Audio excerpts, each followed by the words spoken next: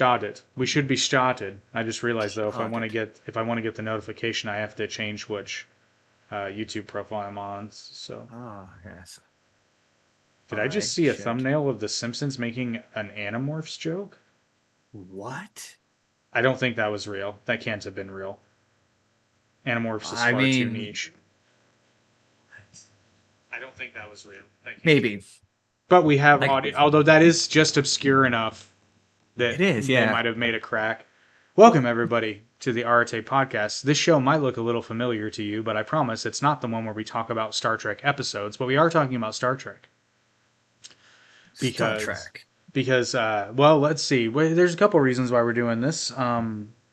Not least of which being the Final Frontier podcast had our first convention. For those who don't know, that was a lot of fun. I heard about that. I heard it was wildly successful. For what it was, yeah. I mean, no, Fair. I mean Valid. that sounds bad. I had zero expectations because I've only done one convention before, and it wasn't for my show. Yeah, So fair enough. Fair enough. and it is a bit more of a niche crowd, so I wasn't sure. But I mean, all things considered, I think it was a wild success, and that's why I'm wearing my Trouble with Tribbles. Excellent. Although my Excellent. favorite trivial joke is ours, and I hate to shout myself out, but I'm so proud of this. Editor Jake is a menace, That he is. and often asks too much of himself, yet delivers anyway. So Justin made an aside remark in the episode where we're talking about the trouble with tribbles, and all he said was also Subspace Silence sounds like a sick name for a metal band. Pretty proud of that. Pretty proud of that. Not gonna lie. And I heard that and I'm like, wow, it would be really funny if we could cut to a song by Subspace Silence. The only problem is Subspace Silence is a band that doesn't exist. Yet. So Jake naturally finds a way to make a song, and to say that it exceeded expectations is an understatement. I it's not that I won't tell you. It's AI. I'm not gonna lie to you. It's AI. I don't remember the name of the service, but I mean, when I tell you it was fantastic, it was fantastic. All I did was say I want a hard metal song, but with melody, talking about the dangers of tribbles from Star Trek by the band Subspace Silence. That's pretty. That's excellent. And I, it gave me Fury of the Tribbles, and I it's so funny because there's a line in the song towards the end where it says we aimed our guns, then it goes thank our gods. yeah. I'm not normally a lover of AI music. And there's only a few exceptions. Like I love it when AI music takes a song that was originally like a short song and it makes it a longer song. Like if you're a King of the Hill fan, there's one that I saw where they took the Blue Moon of Kentucky that they sing on that show and they made it into a full version. And then when it Nice. when it conceptualizes ideas that like you couldn't, it's too niche. Like you couldn't Yeah. find, like I would love to pay the actual band that exists if this were to exist, but I can't, so I had to create it on my own. Like to me that is collaborative. Like it should Well, be collaborative, not replacing. and Never it's replace, always collaborate. yeah, and it's not for nothing. Like believe me, if a band reached out and were like, "Hey, we'd like to do songs under Subspace Silence," I have at it. In fact, if anyone is interested in that, just go ahead and do it. Just drop us Yeah, a yeah. note so that we can use your music and talk about you guys. But I'd at like the credit for the name, but beyond that, that's go ham, go well, hog wild. but at the end of the day, it was for a joke. Right? Like Yeah, yeah. it just so happened that the song was awesome and If you it is now on my playlist. That's funny. If if you heard that joke and that song in the podcast and you're like, "Hey, this has inspired me to create my own metal band," mention the name of the podcast. That's it. That's all you have to do. That's And you let don't us have to know pay me because for we it. will. Yeah, no, we will feature your music heavily on that channel, and we love to be your muse. But also, speaking of AI music, I have to point out too the random AI song that I found for season one that became a running gag again because of a joke, an Yeah, Oregon yeah. Trail reference. I found the song "You Have Died of Dysentery," and that song's a legit banger, Yep, yep. and No, it's no, hilarious. that So I was good mean, too. it's just one of those things. Because I have mixed. I think I'm a lot less anti AI than a lot of people, but I do still have like lines. I don't like when there's no compromise for people. I don't like all or nothing attitudes. Like it's just I don't my like it when my people pass it off as theirs. yeah, no, That's what I that don't like. I can't stand that. Or I don't love the notion of people profiting off of stuff like that's not theirs. Like that I just like with AI anyway, like making it look like it's real or that it's authentic or that it's like you say, passing it off as real. Absolutely. I don't love that.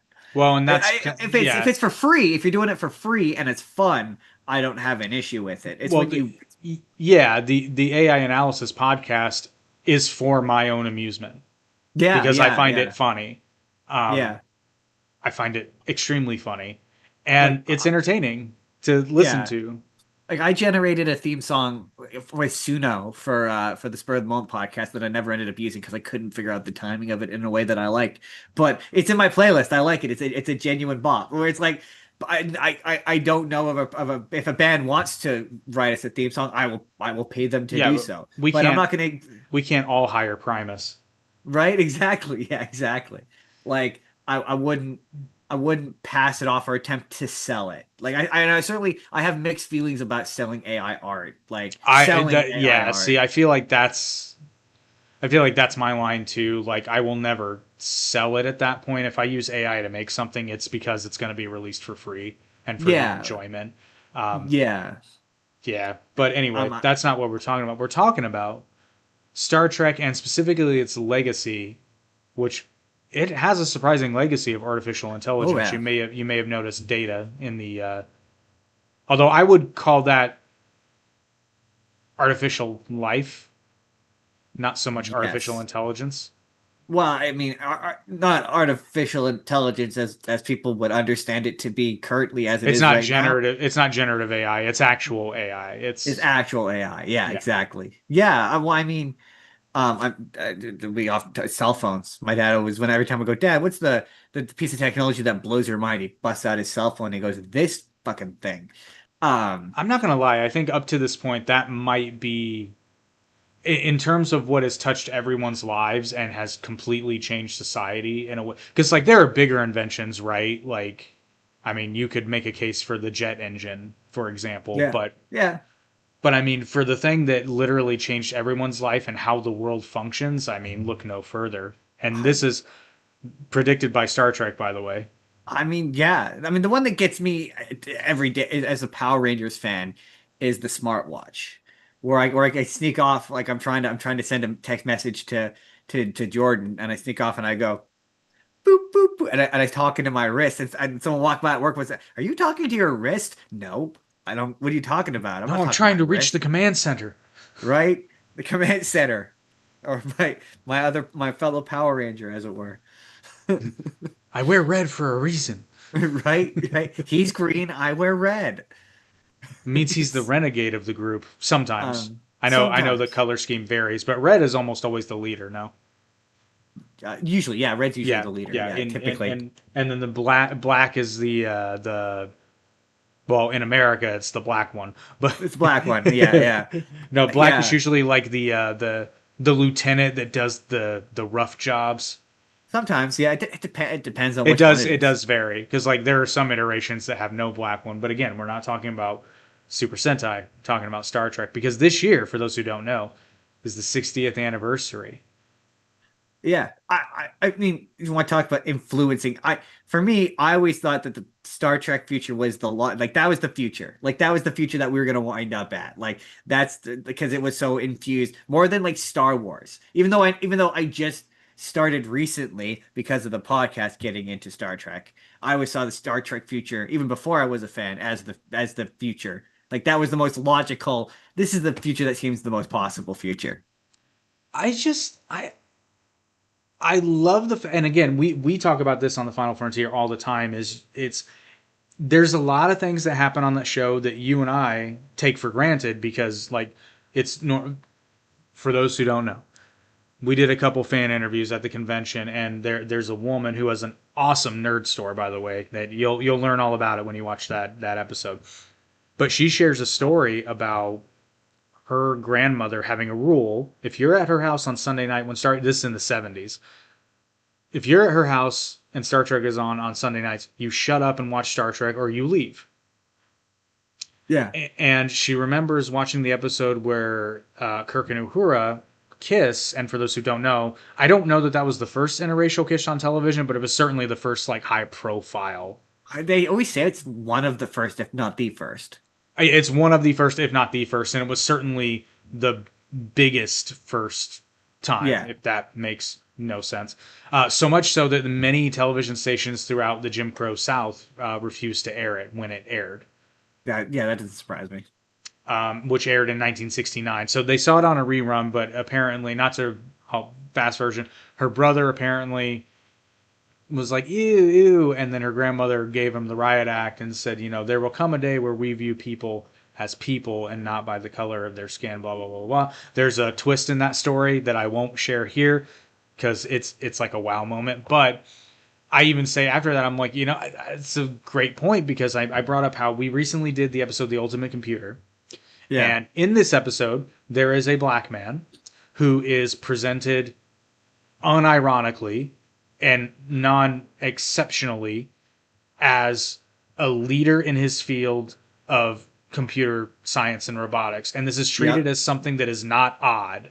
The Yeah. fact that he's odd in the sense that he's an expert, he's galaxy renowned, and Yep. nobody I mean, patronizes him. Nobody Uhura's on the bridge. We always say that, but Uhura's on the it really bridge. Uhura's on the bridge, on the command deck in the Yeah, 1960s. Incredible. and this is always and the thing that I love about it is it's never. Don't get me wrong. Star Trek can be heavy-handed. It can, Yeah, but oh yeah. when it comes to those roles, it makes it special by not making it special. It's heavy-handed less often than you think. Like way less often than I expect Well, oftentimes. you haven't gotten to season 3 yet. Buckle up. Oh, It gets that's valid. there's the episode where they defeat racism. But not even just that Uhura is a person of color on the bridge, but she's a woman on the bridge as well. Yeah, Like unless we forget the original unaired pilot. It was aired in the 80s, but the unaired pilot featured a woman in second in command. yeah, yeah. Yeah, Yeah, exactly. Yeah, absolutely. Yeah, number one. Yeah, you're right. Yeah, that's totally true. I do get what you mean though, where it's like I I prefer oh, I hate this word, but when things are quote unquote woke. I prefer when it's just matter of fact or just yeah, treated as though it was so like I this is always my example for that with people who are gay. If you watch The Flash, it was The Flash, yeah, the Captain Singh.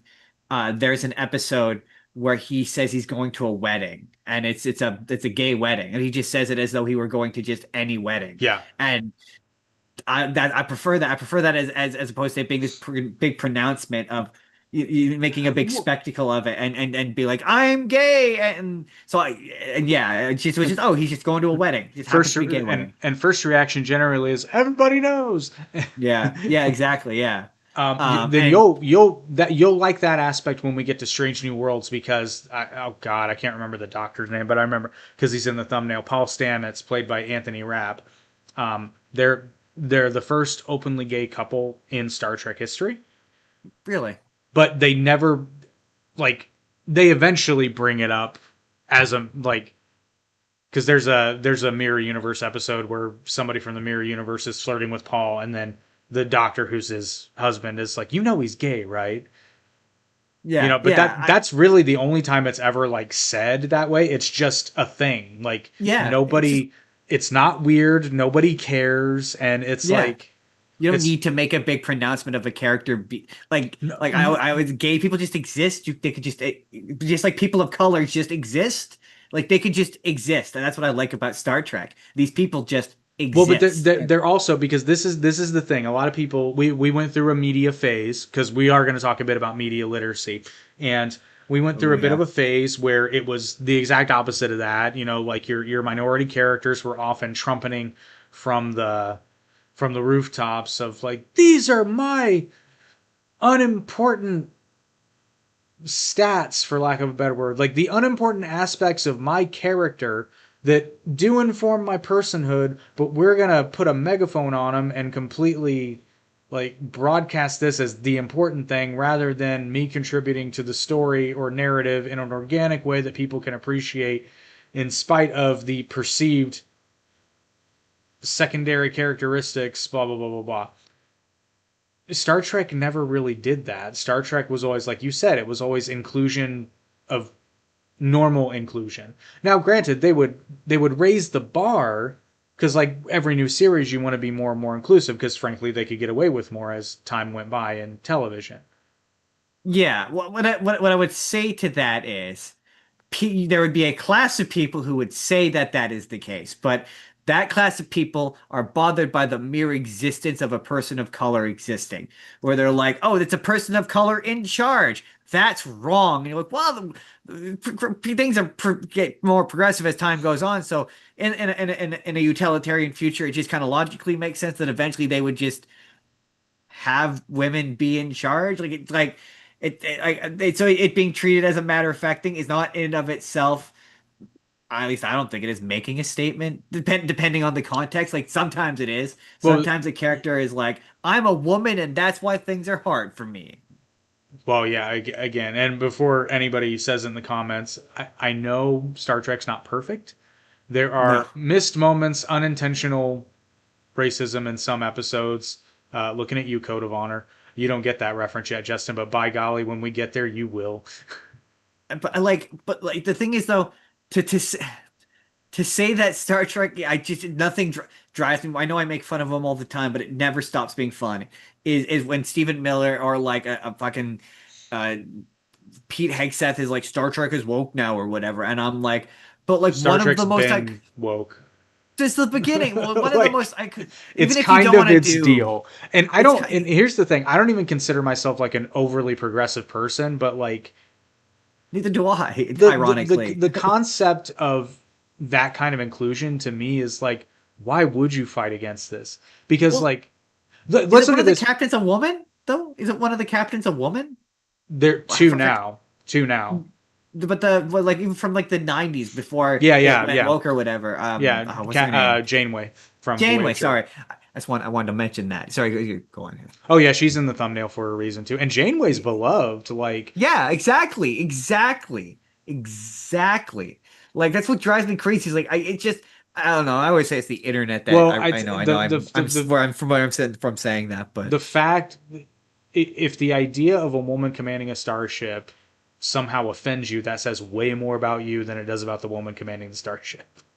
that's what I'm saying. That's It what says I'm saying. way more about you, or the fact that people were getting bent out of shape when, well, Tuvok's black, but he's a Vulcan. It's like You it's know, a Vulcans whole aren't real, planet. right? It's a whole. Well, first of all, yeah, you know Vulcans aren't real, right? But secondly, it's like it's an entire planet like Earth.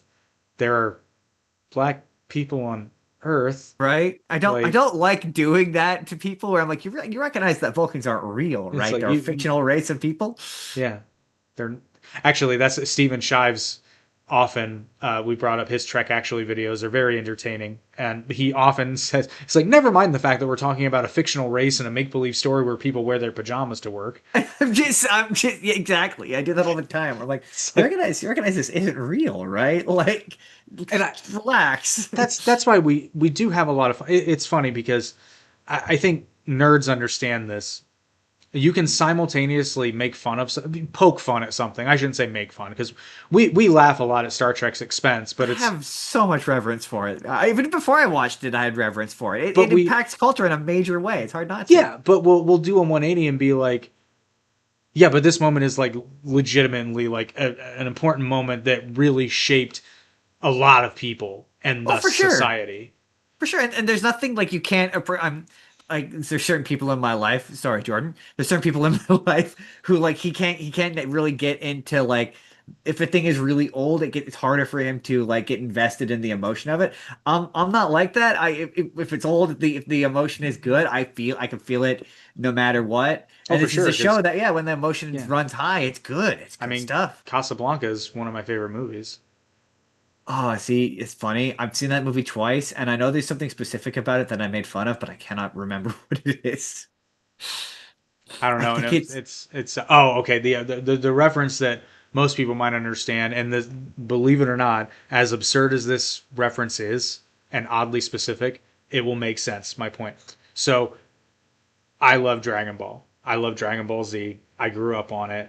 I legitimately I don't hate the Hope of the Universe speech, but boy, when DBZ Abridged busted out Goku's parody speech, in particular when he says, "I am the terror that flaps in the night." Oh, I still laugh at that. that is it is excellent. It is quite excellent. But because they paced it out just exactly like the original show did. Brilliant. Those guys don't get enough credit. They really don't. I mean, but it's you can understand something is goofy, but at the same time, Oh, love of it course, yeah. and I revere look it. there's nothing wrong with well, it's again that Gen Z friggin' TikTok thing where it's like we need to pull apart everything and we no longer know how to have fun. It's like, oh, give it. Oh no, it's a week. They're complaining about it. That took longer than I thought it would. Like, there's so many times where I'm like, you guys need to learn how to let go and just appreciate something for what it is. Like, this happens so often, where I go on my other show and then I'm like, internet, like I'm gonna do that this week. I'm gonna do that this week for the Avengers trailer, where I'm gonna be like, internet, you guys are being unreasonable about this and overly critical about this Avengers trailer. And I saw one person be like, it's like watching them mash action figures together, and I'm like, buddy, That's I what hate to Avengers tell you, movies are. it's been that the whole fucking time, Have bud. you It's seen been that the whole. Avengers? Have you That's watched what an it Avengers? is. That Right, that plot that brings them together is so goddamn contrived, but I'm there right. for it. The first, that's what the first one was. The first one was just that. A lot of a lot of these Gen Z where they were like 10. Like, I was 20 when that movie came out, and I appreciated it for what it was. But a lot of those kids were like 10 when But that movie because it came wasn't, out. it knew what it was. That's what the MCU started doing is they started forgetting what they were. Yeah, yeah, a all, little all bit. those MCU movies that suck, it's because they forgot what they were. These movies are action figures getting thrown together, Mash it together. Except for Civil War, which was a spy thriller with tight pants. But hey, it worked. Yeah, well, I mean, yeah, yeah. But yeah, Civil uh, War is action figures getting thrown together with Spider-Man. yeah, yeah, That's all that movie is. absolutely, absolutely. Yeah, no, I'm excited. By the way, are you still coming to Spider-Man on Sunday? Yes. Yes, cool. I'm excited. Excited to talk Spider-Man. I'm glad I did set time aside for that, but I'm glad you said it again because of course I forgot. But yes, I will be there.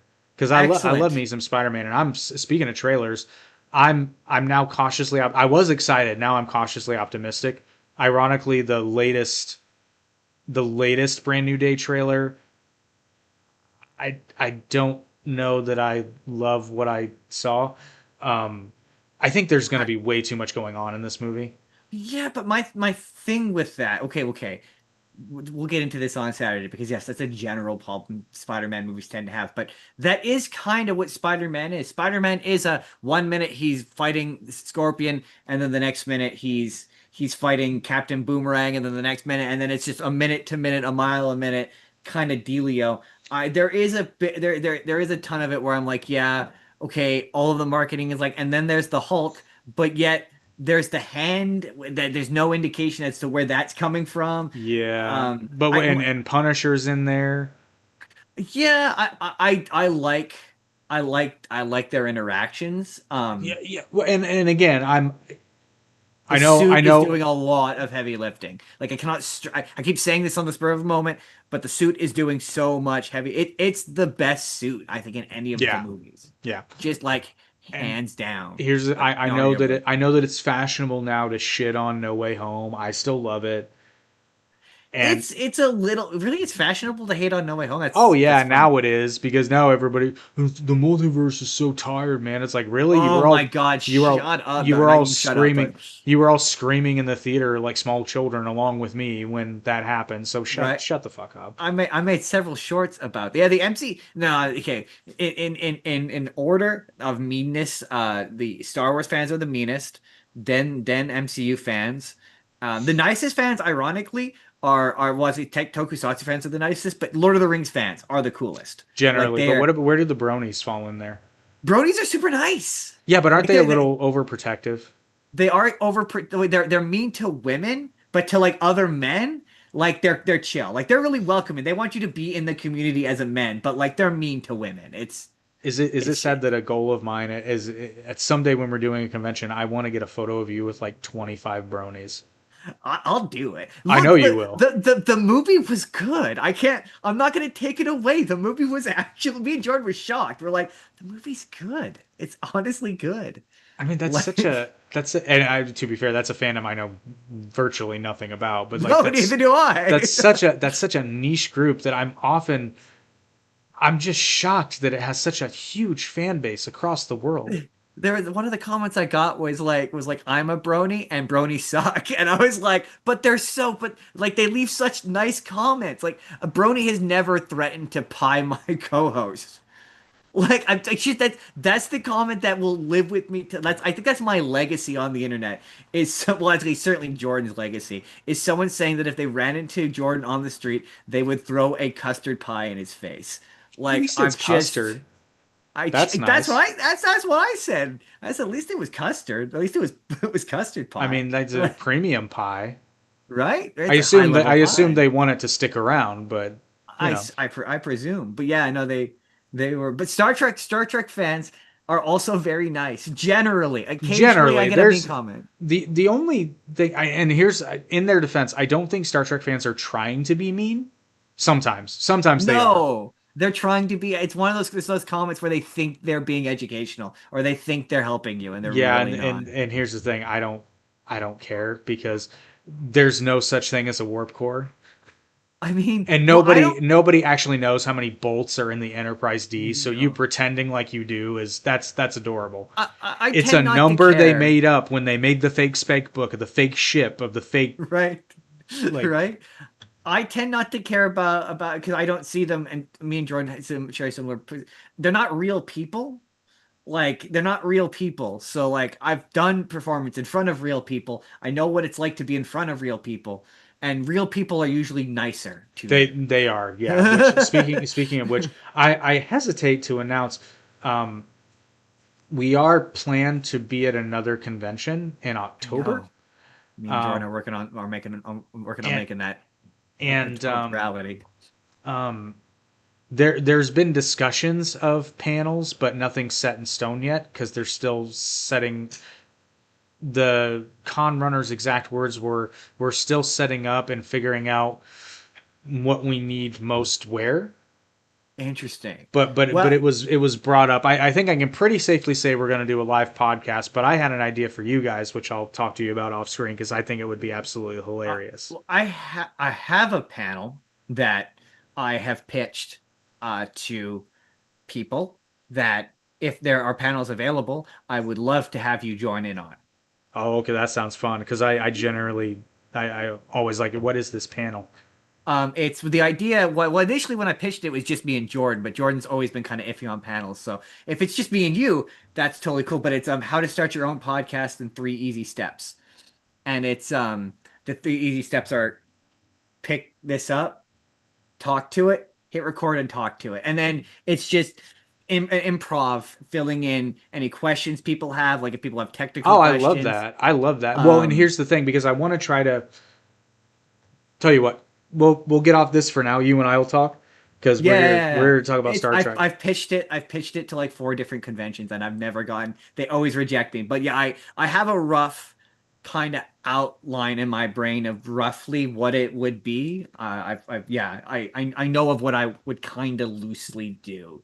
It'd be mostly improv, but No, I like yeah, that. I like that. yeah, Well, I also thought it would be fun if Toon Talk ever did one to do another characters on trial. that would be fun because you, this isn't about that, but you're the Arete. You have a playlist that is such a step-by-step guide on how to do this, and I wouldn't be doing this if not for that step-by-step guide. So I want to take that out onto the road and be like, you want to start a podcast? Here's the blueprint. Here's how we do it. But I love comedy and I want to keep it funny. So I Yeah, was like, absolutely. I don't want to marry myself to doing a workshop because that's fucking boring. But when I first looked into doing podcasts years and years ago, I went to a workshop how to start a podcast, and it was the most fucking useless thing I've Yeah, it ever was been to in my probably life. probably very boring, and Yeah, it didn't teach me. So, yeah, I've always wanted to do that, and I would so also love to do just any kind of improv, like do our own sort of like improvaganza or whose line is it anyway? Because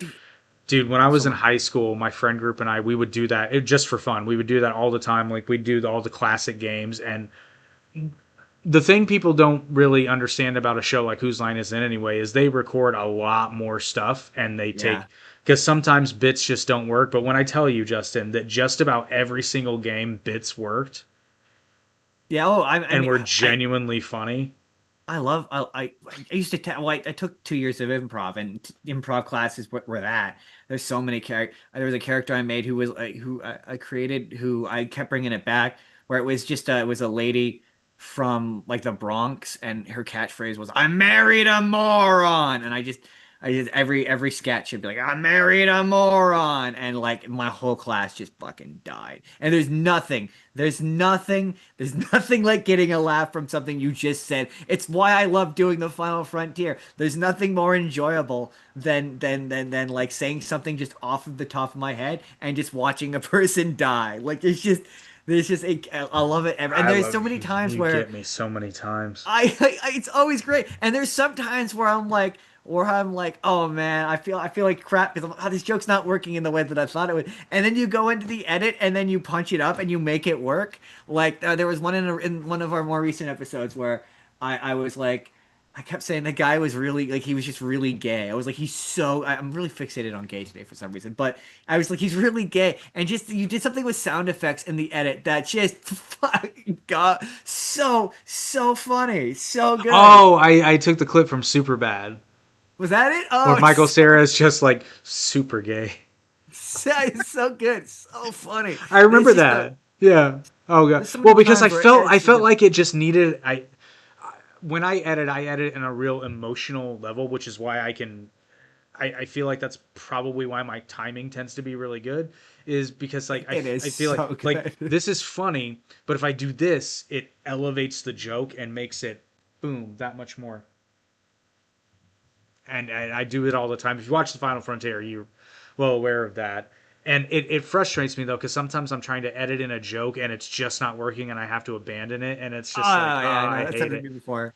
There's the thing about the Final Frontier is like I my doorway into comedy is through stand up. I did stand up, and so I I like that show because it proves to me that just in an hour watching Star Trek, I can write jokes. Like I feel my improv muscles are kind of I don't like to brag, but are like reasonably strong. Yeah, But like writing, I'm so self-conscious about my writing. I think I'm a bad writer. So like anytime I can I write a know I'm a joke and bad get a writer. laugh, yeah, I'm just not a good. I've got so many great ideas, but to turn it into a script that I would feel good about like I would not even feel good about, but that I would feel like not embarrassed to have a person actually read. Um, so yeah, so that doing Final Frontier makes me feel good about the fact, oh, I can write jokes that get laughs, and sometimes I laugh at my own jokes. No, yeah, you make me laugh on that. But another thing that I really love about the Final Frontier is it's not just referential humor. It's kind of God, I hate to say it this way because it makes it sound like we're better than we are, but it is kind of a bit of a workshop on media literacy, which I think is a skill that is Yeah. sorely lacking because Oh, we'll, sure. it does, I think it frustrates you more because I've gotten pretty good at just letting go, but um, it is very frustrating to see general discourse on the internet now is the Odyssey is a good example. So Yeah. Oh my like God, yes. I saw your soul especially yesterday. yeah, No, I say Wednesday. Wednesday. That's Wednesday you right. did it. I saw it after you did it. I didn't catch it live, but well, yeah, everything you said about the Odyssey. I haven't seen it yet, just like you. I want to see it. I hear it's good. Um, And now I it's a do. Now I it's do it's because people. fictional. Oh yeah, the fact that okay, so that for That's my thing. That's my thing. It's like it's fictional. So like so no, being like I'll explain what you're talking about so that people understand. So what I said in that episode, and this So a big complaint people are having about the Christopher Nolan, I almost said Jason Nolan, Christopher Nolan's The Odyssey, is the fact that it's, quote, not historically accurate. And I'm like, you realize this is a story about a war that never fucking happened, No, well, with the people Iliad is who never fictional. existed, where Odysseus talks to no less than three different gods. Right? Exactly. and Exactly. and there are glowing golden cows. He literally goes to hell and comes back after talking to dead people, and he's attacked by giants and cyclops, That's and a you're complaining about the armor. was he the Medusa guy? I can never No, remember. that's Perseus. Is he the Cersei guy? Yes, he Yes, ends up having an interaction with Cersei, he does have an interaction with Cersei. I Yeah, he think. encounters a Yeah, lady who turns people into pigs. yeah, I'm yeah, yeah. just Well, God, and there's that. Like, yeah, yeah. Cyclops. But like, well, for me, it's whenever anyone complains about colorblind casting and a fictional story. Like if it's a historical piece, then I'm like, okay, I will give you like when it's a historical or it's based on a true story and a person who was a what like a black person Well, or white yeah, person, yeah. now they're being blind color casting, then it's like, Everyone, okay, would be justifiably upset if we're doing a Martin Luther King Jr. biopic and starring Chris Hemsworth as Dr. King. but I was gonna say Bill Burr, but that's only it's only because Bill Burr's in like everything recently. There's been Listen, like 5 trailers where the he's shown up, and I'm like, I've watched the it. I'm only kidding. I'm kidding. I'm so kidding. the Don't only cancel me. the only white actor who can play Martin Luther King Jr. is Robert Downey Jr. I mean, because it's Which, like it holy was. crap, you want to talk about media literacy? Okay, let's talk about Tropic Thunder, because Oh my God. apparently there's a small subsection but loud subsection of the internet that finds Tropic Thunder offensive. It's weird because it's weird because black people don't find it offensive. Well, Like a black because person will say to you, like, I saw a black person say this, and they're like, most people will tolerate awful humor if it's funny. yeah, Like, I say that all the time. yeah, and it's like it's true, and that the point of that bit, I mean, is that it's bad. Like that's the joke. But again, here's the thing: if you're offended by Tropic Thunder, it means you don't get the joke. You don't No, understand the joke.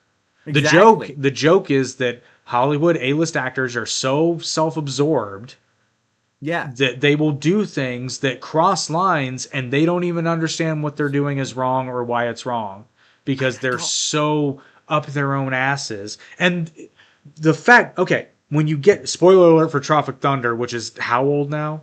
God, it's very old. Came out in 2008. Oh, so it's older than So even I thought. I was going to say it's 2012. So yeah, almost 20, 18 years old. It's an 18-year-old yeah, film. So even though my favorite moment is Les Grossman. Les Grossman is so is. I'm really stoked because he's doing we talked about it on the show, but he's doing a movie called Digger where he's doing like a character that kind of seems like it's a kind of a Les Grossman-esque kind of old man character, and it looks you're like wow he's really disappearing into that makeup like that, but that's what it reminded me of. I love Les Grossman. Les Oh, Grossman's great. I just love this. Listen, Jack, I need you to take a giant step back and literally your face. That was they were gonna make a Les Grossman movie and they I didn't, know. and I'm it's so an sad that they didn't, absolute because loss. I don't care how much that movie ticket is. I will buy it and watch it. But so to reinforce media literacy, at the end of the movie, the actor, so Robert Downey Jr. plays an Australian actor who is known for basically like hardcore method acting, which I also love because I love making fun of method actors because um, I'm If trying you to want to remember. piss off a real actor, you could say, "Hey, you know what? you know what? Oh fuck, I'm forgetting his name now. Shit, Jared Leto. You know what Jared Leto does? I said that during a rehearsal once, and I got a 5 minute lecture about how that guy does not do proper method acting. I, okay, here's I can't remember who said what, but somebody, there was a younger actor who was telling a story, and he was like, I was really trying to be method. I was trying to be method, and I can't remember if it was Alec Guinness or it was an older British actor who I believe has passed, but basically he was explaining to him, he was like, I'm trying to method get into my character, and then this old veteran actor, not missing a beat, goes, "Have you tried acting?" Yeah, exactly, exactly. For me, the biggest case study for what a horrid method. If anything will make you ever hate method acting, it's the movie Jim and Andy: The Great Beyond. That where it's Jim Carrey method acting. Oh, and you're like you kind of have to take a step back and be like, this is a workplace. Can you imagine if your coworker showed up and started acting like a years old dead guy and just acting like a total nightmare? You'd want to punch that guy in the face. So like ever since I've watched that movie, it took a real dump on method acting for me where I was like, oh yeah, right. If my coworker sent me used condoms and dead rats, I'd want to hit him. I don't know that I I would hit him, but I'd want to. I've just heard so many legitimately good actors talk about method acting in the sense of like I think Ian McKellen had a bit about it too, or Patrick Stewart, or both, and they're basically like, if you have to method act, that means you can't act. Yeah, yeah, Like yeah. I understand now, like getting into the like mindset of the character and understanding yes, who but that that's what character is. actors do. But the thing is, you're supposed to be able to turn it off and turn it on at will. Yeah, that's kind of part of it. Yeah. That is acting. Speaking of though, it's not a method acting joke, but I'm just such a fan of this episode. Um, so if you want a case study of why Adam Driver is a phenomenal actor, I mean, watch, watch anything he's in. Okay. but specifically watch his episode of SNL, specifically the bit where he's the oil baron and it's parents' day at school. Oh yeah, yeah, the one where he keeps coming up from the desk. Or that the one where he's just no, that's the one where he's a substitute teacher. Where No, he's that Brooklyn at one that one's point. funny too. No, he's a crotchety old man. He plays Pete Davidson's father. He's an oil baron, and Actually, I don't think I've nobody, seen this one. nobody. Oh, dude, nobody confirms this, but I'm pretty sure he's making fun of Daniel Day-Lewis in There Will Be Blood. That makes sense. But I mean to be fair, those movies are usually good though. Like he did the same thing for Lincoln, where he just acted like Abraham Lincoln. But I'm like, but that movie's good though. I, So like, but like, okay, so here's the thing. The movie The Crucible. I love The Crucible. It's a great movie. the one with Winona Ryder about the Salem witch trials. Correct. Yes. I have seen that movie. I read that book in high school. His performance is great, but apparently he refused to shower. Daniel Day-Lewis is in that movie. Yes. I'm gonna have to rewatch that movie. He plays John Proctor. I watched it literally when I was 15 for I mean, school. literally because it's my name. Oh God, it's great. So like, I have a tolerance for it because like, for example, for The Last of the Mohicans, Daniel Day Lewis, like learned how to live outdoors, like the way they did. He learned how to hunt, like that. I get. Yeah, That's yeah, so that you can look like you know what you're doing. Like yeah. Tom Cruise for The Last Samurai learned kendo and learned a Oh bunch yeah, of. learning an actual skill that is involved in doing that's different. That's Like that different. makes it That's not look method believable on acting. screen. Yes, exactly. Yeah, like Exactly. learning how to fence when you're playing a sword fighter. Yeah, That's yeah, something you ought to do. yeah. Um, Like Tom Holland, we talked about Spider-Man, but Tom Holland actually doing the flips and shit. yeah, Like and he's like, "Oh, it looks like it's Tom Holland in the costume." Like that makes it feel more because it believable. is. Yeah, exactly. Yeah. Or like Andy Serkis watching primates move for Planet of the Apes and Yes, being able to mimic exactly. it. But he never thought he was a chimpanzee. Right? Exactly. Yes. Yes. He never But needed like to get into the mind of an ape because it's a fictional character. To quote I Ben see. Affleck in Jay and Silent Bob Strike Back, fictional characters. But the thing is, I've never heard with Daniel Day. But to be fair, I've never really looked all that much into Daniel Day Lewis because his shit's less funny. But like, I've never heard of it impeding his ability to work. No, Like, see, that's whereas the thing. like, He's probably one of the few examples of people that can actually do it. But yeah, so to bring it back to Star Trek, could you imagine? Well, actually, I'm gonna yes, I make a joke. can. I'm Before you gonna make ask it, I'm gonna make a joke at Shatner's expense. I think Shatner wanted to be a method actor for Captain Kirk, but just couldn't quite commit to the bit.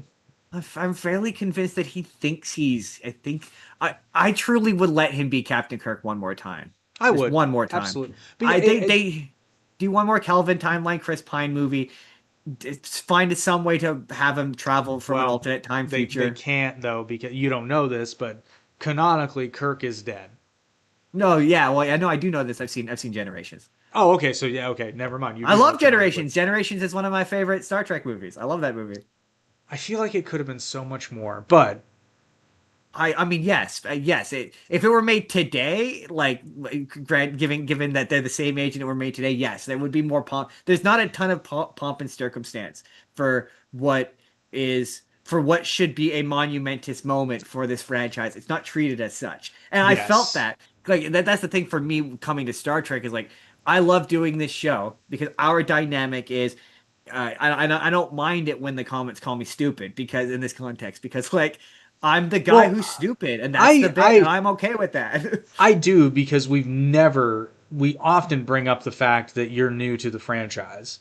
And so Yeah, I first of all, to call you stupid for not having knowledge of a fictional show. I know I'm mostly being facetious, but sometimes I get some real flyby comments on some of your shorts put out where it's like, yeah, I thought this, and the guy on the bottom, and I'm like, what did I do? Like it's happened so many times where it's like, and then the guy in You blue, watch I'm like, Doctor what? Who you watch Doctor Who instead. That's what you did. Apparently, I didn't get into Star Trek early enough. But see, And like what's that would wild is it like, would be the exact same dynamic, but in reverse if we were doing a Doctor Who yeah, podcast. Because absolutely. I'd be like, I've never seen an episode of Doctor Who. I didn't know what a fucking TARDIS was until I That's watched that my episode of The Big Bang Theory, and I'm like, it's a phone booth, and they're like, yeah, I it's know, but it interdimensionally travels. It's a thing, and I'm like, oh, okay. technically it's a police box, not a phone booth. It's Oh, that's different. true. Yes, that is correct. I'm sorry. See, It's a I different thing. also have never been to the UK, so I don't know the difference. Those are my favorite edits though. It's when I love the moments when I say a thing and then there's a cut to it in an episode. Like the Daleks, like the when I talked about levitate, and I could just picture you pulling these clips from YouTube being like, what the fuck is this? Like That's there's just so exactly the many reaction I had. so many moments where I'm like it's like I say a really obscure thing and then there it be in an edit and I'm like, yeah, I wasn't expecting. And then there's other times where I say a thing or I make a reference and you're like, nope, totally get that. I'm like, really? Really? That's surprising. I figured that'd be really niche and Canadian. But all right, that okay, cool. Those are also funny. Oh, you'd be Also surprised. excellent. I know who Bob and Doug McKenzie are.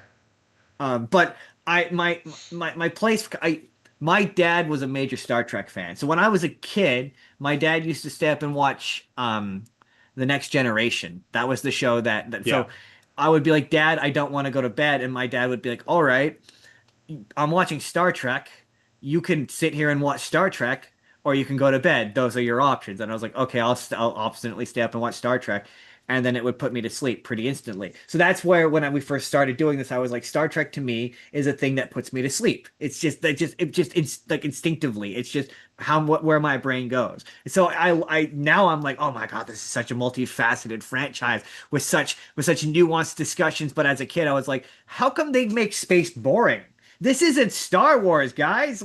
Why aren't they doing the laser swords and the pew pew pew pew? And like now I'm like, no, no, young Justin. There's so much action in this show. There's so much punching. You don't even know how much punching there is.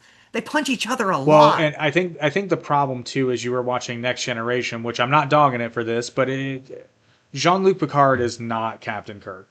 There's no Picard foo, is what you're No. saying. Well, no, very little. I No, actually no. I can't recall. I'm not saying it never happened. I can't recall Picard ever being in a fist fight. I can't. I will say there's no iconic Picard fist fight moments that I'm aware of. No, there's That's an not entire really his deal. episode. There's an entire episode where Kirk has an epic fist fight with the Lizard Man.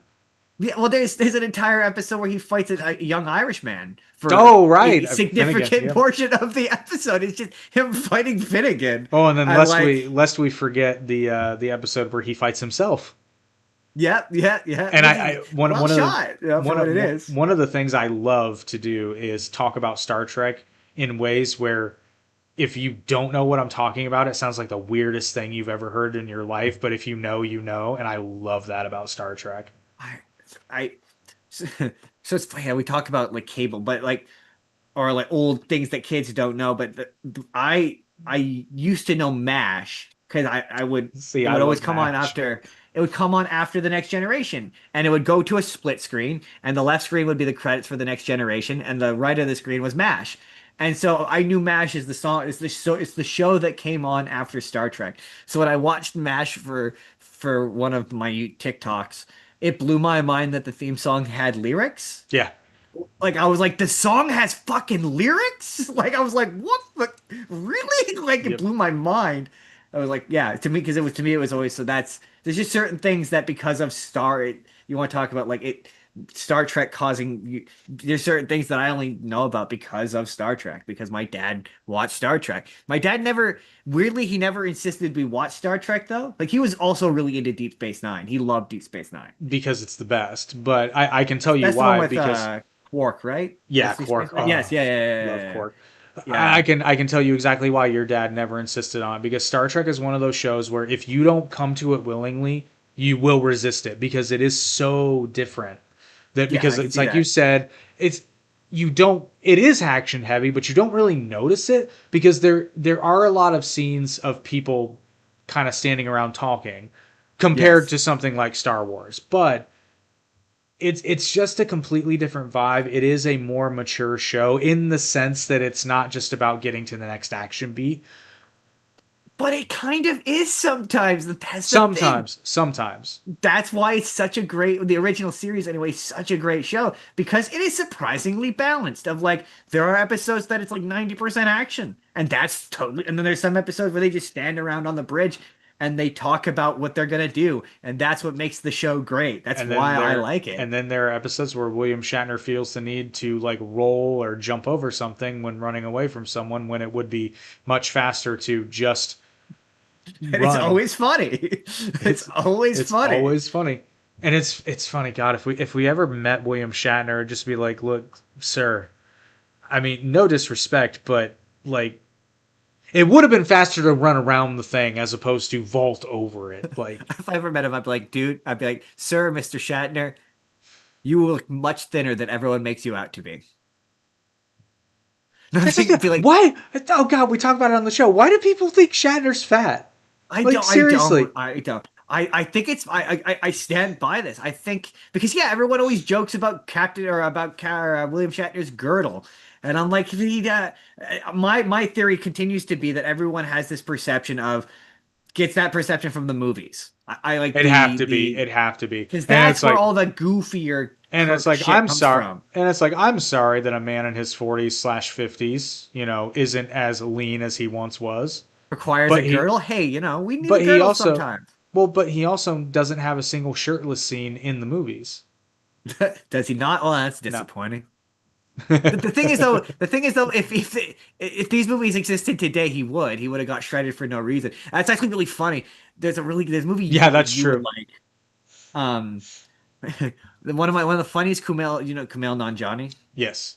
The funniest Kumail Nanjiani anecdote is how he got shredded for Eternals and then didn't take his shirt off once. Yeah. Like that is one of the funny. So there's a bit I completely forgot to mention this on the spur of the moment, but there's a bit at the end of there's a movie called Over Your Dead Body starring Jason Segel. I talked about for the show, but there's a very long story, very very short. There's a bit at the end where there's a movie recreation of the events of the movie, and the character playing the Jason Segel character is Kumail Nanjiani.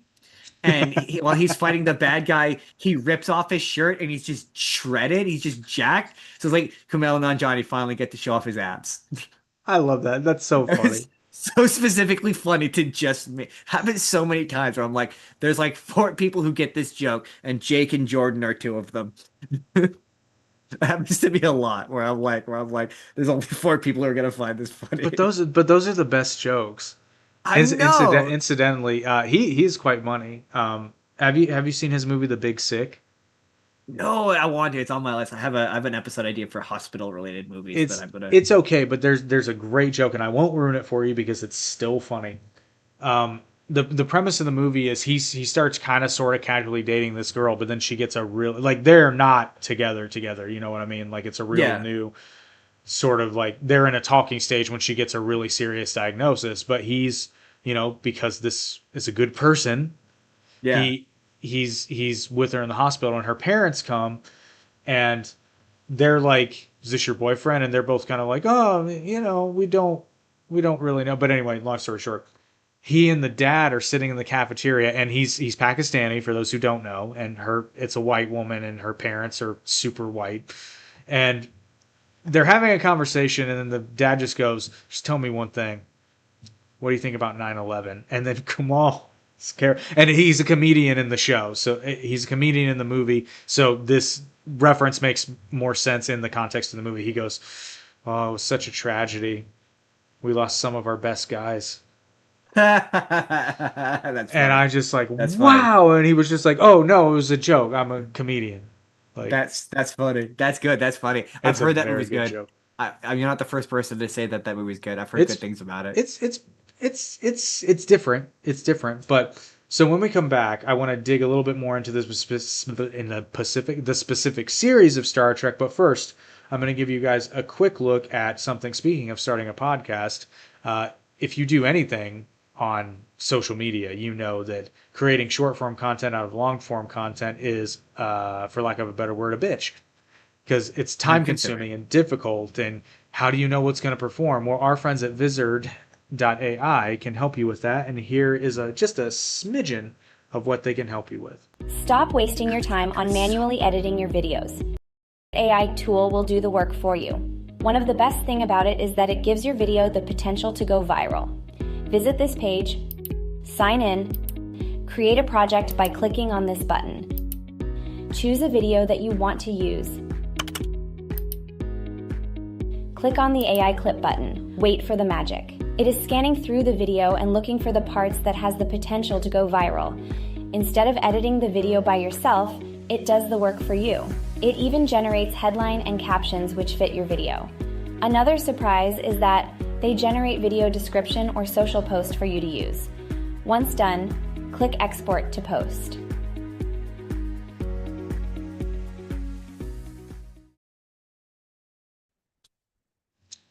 And if you're interested in trying out Wizard.ai, you can do so by clicking the link in the description.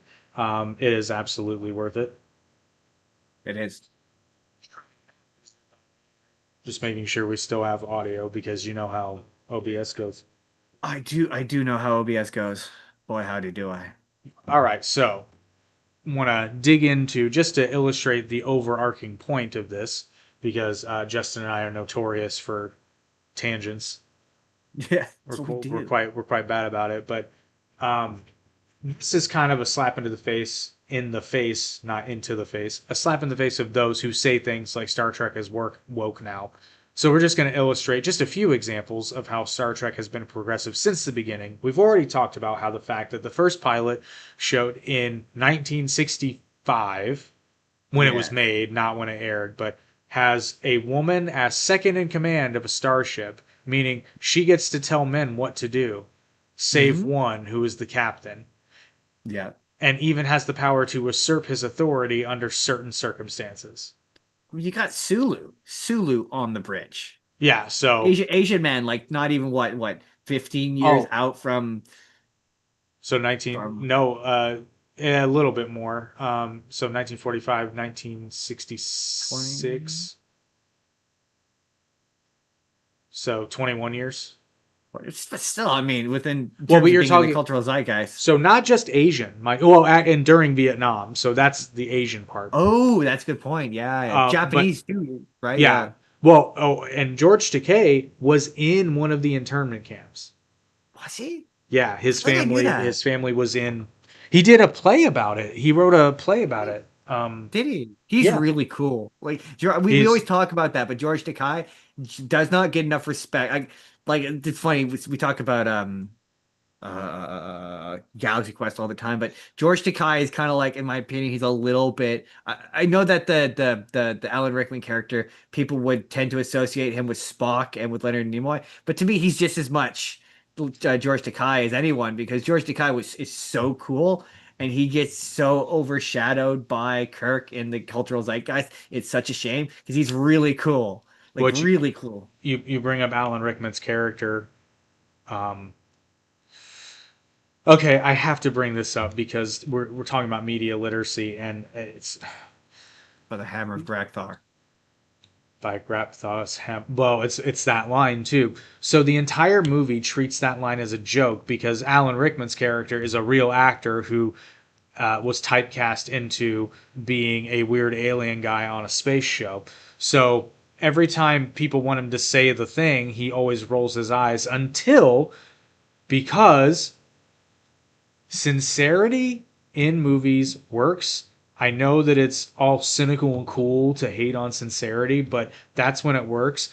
When somebody is dying and looks up to, they think his character's real, but it still works in the movie. And it works better in the movie because it's not real. Yes. This man is dying. And he Yeah. says the line for the first time and means it. Right. And it's so good.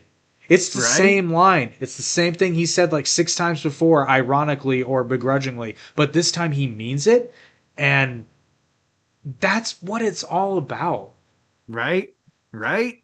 Look, if people, TikTok generation is like so much cynicism. It's Well, just Gen gold. Gen X did the same thing, man. Gen X was Yeah. cynical as they come, and Watch we all movies go. from the 2000s, man. Yeah, we all go It's- through that moment where some people watch Fight Club and they're like, "Yeah, man, everything sucks." Some people That's watch what- Fight Club and think that Tyler Durden is a guy that you should be. I was just gonna say, speaking of media literacy, I watched Fight Club for the first time like 2 years ago, and I watched that movie, and I'm like, instantly. Really? Wait, So what? you watched Yeah. that in you watched Fight Club for the first time in your 30s? Mhm. That must be an entirely different experience. Well, my first reaction after finishing the film, I'm like, because I've heard people talk about it so much over the years, I instantly thought, I don't think they understood that movie. No, no one does. To be fair, I didn't. I watched Fight Club when I was in my 20s. So in my early 20s. And it's an entirely separate, like now I'm like, yeah, Tyler Durden sucks. Yeah, it's like, I don't think they realize he's the bad guy. He's the bad guy in this movie. I don't get that. I don't That's think they on get the- that. That's on the Mount Rushmore of, I can't remember, there's the other ones, but that's on the Mount Rushmore of movies that people don't understand. There's others that I'm on a live podcast. I'm totally blanking on what they are. I'll think of them later in my sleep. But there are other ones where it's like, yeah, there's the certain one. Star Trek is apparently on there as well. Evidently. I can see that. Oh, funnily enough, Justin, I have to share this. Again, a joke that is only for us. So I learned something completely by accident, by the way. I didn't go looking for it, but I learned. Did you know that the Whatever podcast channel started out as a prank channel? No, really? And if you go on there and go to oldest videos, you can see him. That Brian is his stage name is Brian Atlas, which is lame as fuck because that's obviously Yes. not a real name. His name's Brian Paul, and a massive fucking nerd. There's no way Brian Paul's his real name either. There's no way he didn't. That's not also a fake name to associate with the Paul brothers. Maybe, but he's a massive fucking dork. Yeah, Like- yeah, he is. They all are. There's a prank he does where he's dressed as Goku and he walks up to people and apparently asks them if they want to see his balls. Of course he did. Of course he did. Of course he did. Of And they're course he did. still there, Justin. They're still there. That's wild. If people don't think that people can go back and watch really old videos, I love doing that with people's YouTube channels. Be like, where did this person start? How did they start off this nonsense? Hey, all my old videos are still Yeah, up. same. Yeah. My They're my still most there. embarrassing ones are on Facebook though, where they will remain. Oh, I was gonna say actually my oldest ones aren't up, but they are because I uploaded them to down the middle. They're there. I said some bad things on the internet when I was 18, and it's not that I'm embarrassed or ashamed of them, but they were bad things. They were bad jokes I wouldn't make now. Comedy was different then, but Right. speaking of it being different then, so obviously you have to give credit to the original series for probably being the most revolutionary, just because you're talking mid to late 1960s on the bridge. You've got your safe Captain Kirk character in charge, but you've got Nichelle Nichols, Lieutenant Uhura, on the bridge in the vast majority of episodes. Yeah, she was. George Takei, we already mentioned. Japanese American, Mm-hmm. 20 some odd years removed from the Second World War, was actually in an internment camp and during Vietnam. And he's and not is a seen- stereotype. No. That's also an important thing. Neither No. of them are. Neither of them are stereotypes. He speaks normally, and in fact, they made it a point because in the script, in the original script for The Naked Time, it's the infamous one where Sulu's shirtless Yeah. and fencing. the original script called for him to have a katana. And Yeah. to the writer's credit, George went to them and said, "Well, when I was a boy, I didn't pretend I was a samurai. I pretended I was Robin Hood." Yep. And Yep. so they gave him a foil instead. And it's one of those things where in the 60s, it's not, it wouldn't have, I don't think it was intentionally racist, but that you just make an assumption and it's an incorrect one. But good on them for listening to him. Yeah. Yeah. Yeah. I mean, it would have been very easy to not. It would have, yeah, it would have been, or like have him dress up as a ninja or something Or that yeah, or set something. something. I'm trying to think. I'm trying to think of something like Chinese that would have been offensive. A kung fu martial arts guy. A Shaolin monk. Ah, there we go. Shaolin monk. There we go. Yes, we could have had him be a Shaolin monk. No, he's never a stereotype. None of them are. I mean, No. other than maybe arguably Scotty, but Oh, Chekhov. and Chekhov. I Yeah, mean, they yeah, just can't. Yeah. But speaking of Chekhov, Russian guy, Yeah. height of the Cold He War. is a little bit of a gag character. I will say that. They introduce him in season 2 and he's there to do bits. Like he's doing bits. And I not that I have an issue with doing bits, but there's a few he looks directly into the camera and does a big wink and a nod. And I'm like, that can be a bit much. It does evolve better over time because there's a gag in Star Trek 4 which again is taking place in the 80s, still Cold War, where he and Uhura are trying to find the naval shipyard where they have nuclear powered ships because they need the nuclear energy to power their ships. So they're out there, and Chekhov's asking a cop. He's like, "Can you tell me where the nuclear vessels are? Nuclear vessels." And the cop's just I'm looking at him.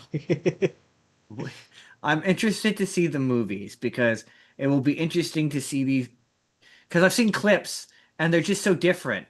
They're Yeah, just so different they are character-wise. definitely, well, they're older. Yeah, yeah, it But has a but different then vibe yeah, to but it. then in the original series we mentioned too, guest stars really shine in Ah, a lot of episodes. killing it, We mentioned Dr. Langstrom from killing it. Black Computer. There are more than a couple episodes where Kirk is directly answering to someone of color who is a superior rank to him. Yeah, We don't see him answering to a woman in the original series, but I mean, gradual change, people, gradual change. gotta work up to it. The people of color is impressive enough. Like you got to get like I'm pretty sure people still felt comfortable to say. I would go so far as to say they felt comfortable enough to say the N word in casual conversation as a non. I would say right that around that time. Oh, and a wonderful one of those moments. Well, Abraham Lincoln does kind of drop a version of it in season 3, so Does he? Okay, fair enough. No, not. I say that's not fair. That's not fair. Someone refers to O'Hara as I don't want to say the word, but That's Abraham Lincoln. is that Abraham Lincoln? Yeah, I thought okay, no, maybe it was the Abraham Lincoln clip I'm thinking. I could have sworn one of the imp characters. nah, it's Not imp Abraham charac- Lincoln. Was it? Okay. What did because there was one of the trickster characters that called her something that felt vaguely like a Oh, Trelane. Tremaine. Yeah, Trelane or Tremaine Oh, or whatever. I think he what did he call her? It was something offensive. That's all I Uh, remember. I know exactly what you're talking about, but I cannot remember for the life of me. And I know Oh, it was a this Nubian princess? something What Nubian it? Prize. Nubian prize, that's what it was. Yeah, I just remember it was pretty close. and Nichelle Nichols did take issue with that line. I remember that. I would We too. talked about it. That's why Yeah, we we named that did. episode "Bad History YouTuber with a Telescope." Yeah, I was like, oh no, that's problematic. Oof. But I don't. I've discovered though that there are times where I'm like, this had to be. But no, because even when you're like, oh, but they don't think of things that way. But there's still times where I'm like we talked about Animal House recently, where I'm like, surely even in the 1970s, people were like, whoa. Like there's times like where I'm like, this is a 1960s. They wouldn't have thought that way. And always interesting to run into those moments where you're like, no, even in the 1960s, Nichelle Nichols was like, no, we're not No, doing this is that. not. We don't like this. We Yeah, do not right. like this. Like and the fact that she felt comfortable enough that it was such even as a production that they were so open to her being able to do that. Because again, you got 1960s, she's a woman and she's a woman of color. That's like a 2-for-1 of prejudice in the Well, 1960s. and we constantly, speaking of taking things for granted, we have to constantly remind ourselves this is in the height of the civil rights movement. Absolutely, it is. Yeah, absolutely. And it is. we forget that because to us this is normal now. Yeah, This is not right. weird. Right. The idea of a multi-ethnic, multi-gender crew I working on a starship together is not odd at all. But it's not odd because Star Trek did it. my boss is a woman of color, and I don't bat an eye at it. Yeah, because it's like such an odd thing. Which I understand we can say that now. Such an odd thing to get bent out of shape over. But there was a time. I mean, there are still people who do. Yeah, but I mean, those people aren't taken seriously by anyone. That's true. No one worth taking. No one worth taking seriously takes them seriously. Yeah, it's which That's how I would put it. Because people do take them seriously, but those people are not worth taking seriously. Seriously, Are you serious? I'm serious. Oh gosh, and then I'm trying to think of more, but if we try to figure out every instance of it, we'll be here all day. It happens enough that I mean I make note of it every time it happens, and it constantly is surprising because you have to like people don't do that with old shit like a lot. Like you want to talk media literacy so many times. Like a great example recently was I saw a video of someone and they were complaining about the aristocrats joke. I don't want to do the aristocrats joke, but if you know the aristocrat, you know the aristocrats joke. No, you don't know the aristocrats joke. Oh my gosh. Okay. There's no clean version of it. The basic premise of it is you describe a family doing this performance and you say the things that the family are doing are progressively more and more disgusting things. They're really vile things. Like they're really awful. The mother does this to the whatever, and the more disgusting you make it is the idea. And it ends with them going, and they're the aristocrats. So they're covered in various bodily fluids, and they're the aristocrats. There's a movie about this joke, but I saw a bunch of TikToks of people being like, Bob Saget used to make jokes about how like they're doing like the Bob Saget roast and how they all made jokes about how Bob Saget said all these really disgusting things or whatever. And I'm like, yeah, that's because Bob Saget just said messed up things. Like Yeah. that's just what he did. Like his entire stand-up special is, hey, look, it's Danny Tanner. Like he's saying a messed up, and people don't bother to like they just judge things out of hand. Yeah. Like people just tend to do that now. And yeah, so people see like a person in the modern like Star Trek, and they assume that it's new when it's not. Yep. So then we move on to, and actually, if you want to share an example of any of the series, but we just covered. Like I said, we'd be here all night if we talked about every instance of progressivism in the original series. But then we immediately move on to Next Generation, where we now have another woman on the bridge with a focus on mental health, which that changed.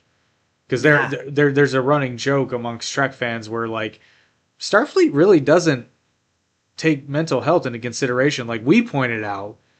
What Whoopi, right? You're talking about Whoopi? No, Counselor Troy. Although Whoopi should have been the counselor because turns out Counselor Troy is not exceptional at her job. But is she who I forget the character's name?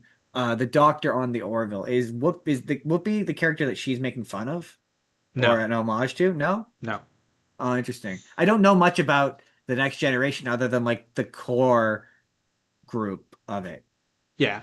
And then you have Chief Medical Officer is a woman in that one. Data is a literal android. Geordie LaForge, Chief Engineer, a black man with a disability.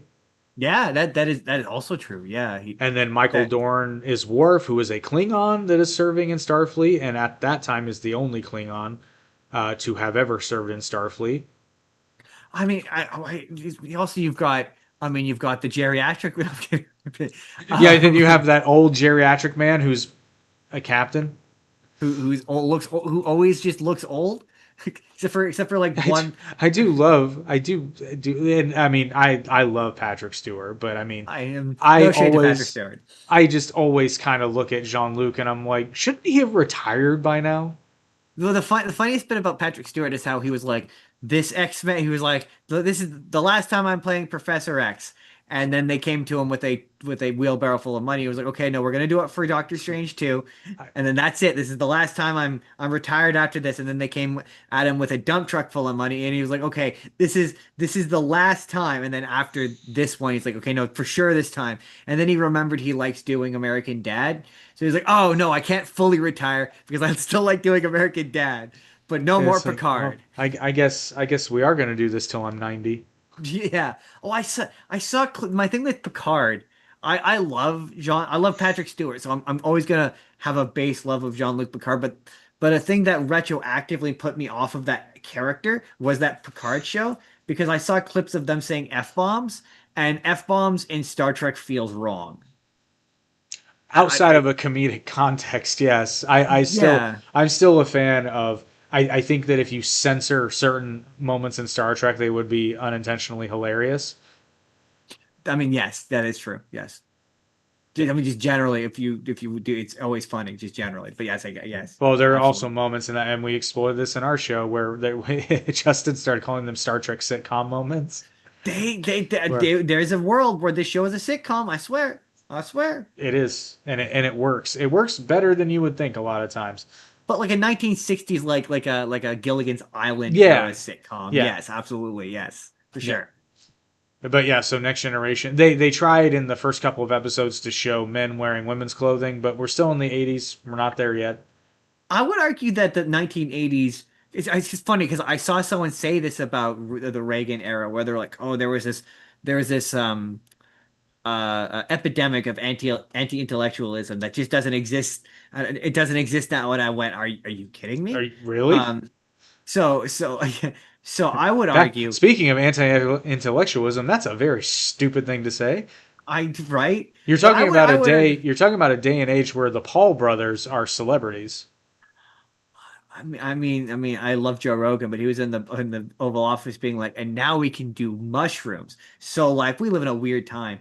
Um, but I wouldn't disagree that in terms of pop culture and media, when Next Generation came out, there was sort of a period of anti-intellectualism in the sense that like stuff that was popular in the box office at the time was real like shit goes boom or shit punch guy or like it's Rocky, it's nothing really all that deep. So it for it to come out and to be more intellectual, arguably less action heavy than the original, maybe is a tad transgressive for its time. My wife just pantomimed something to me, and I don't understand what she's talking about. What is? Cut it out. Wrap it up. I don't know. But so yeah, and again, with the 7 seasons of TNG, there are several, several problematic elements because Gene Roddenberry was a part of it in the beginning, and that's we're gonna finish this episode with a Star Trek hot take from each of us, and mine will piss people off, but Oh, a Star Trek hot take. Okay, you go first. Give me a chance to oh no, think of no, one. we're going through the other series first. Just Oh, got it, got it, so got it. then Okay, give and me time to think about one. I skipped over the animated series because it's the same crew. It may as well be a continuation of the original series, but we're not going to go too deep. Then we pivot to Deep Space Nine, which we see. Oh boy, we see the first Star Trek series where the captain, he starts out as commander, but he does become a captain, is a black man. Yes, it is. Yes, it is. But I would make the argument he's a lesser known. He's not. I don't know him as like I know Janeway, even though I've never watched that an they're episode of they're on Voyager in my they're on life. they're on equal standing. But yeah, he does kind of get over because okay, I think my personal theory is because Deep Space Nine is so good and basically the entire cast is beloved that he does kind of get lost in the mix for that reason. But Benjamin Sisko is a very popular captain. He also doesn't Okay, start fair out. enough. He also doesn't start out as a captain. But so Deep Space Nine also graces us with another alien life form that's not even material. it's a shapeshifter whose natural state is a puddle of goo that fits into a pail. We Huh. Really? we expand on the Ferengi and make them a group of people that are still played for laughs, but they're three-dimensional now and not just caricatures of. So are the Ferengi, did they originally start off in the Next Generation? Is that Yes, where they they were supposed Oh. to be the villains, but they look ridiculous. Yeah, they used to scare the absolute piss and shit out of me when I was a kid. Yeah.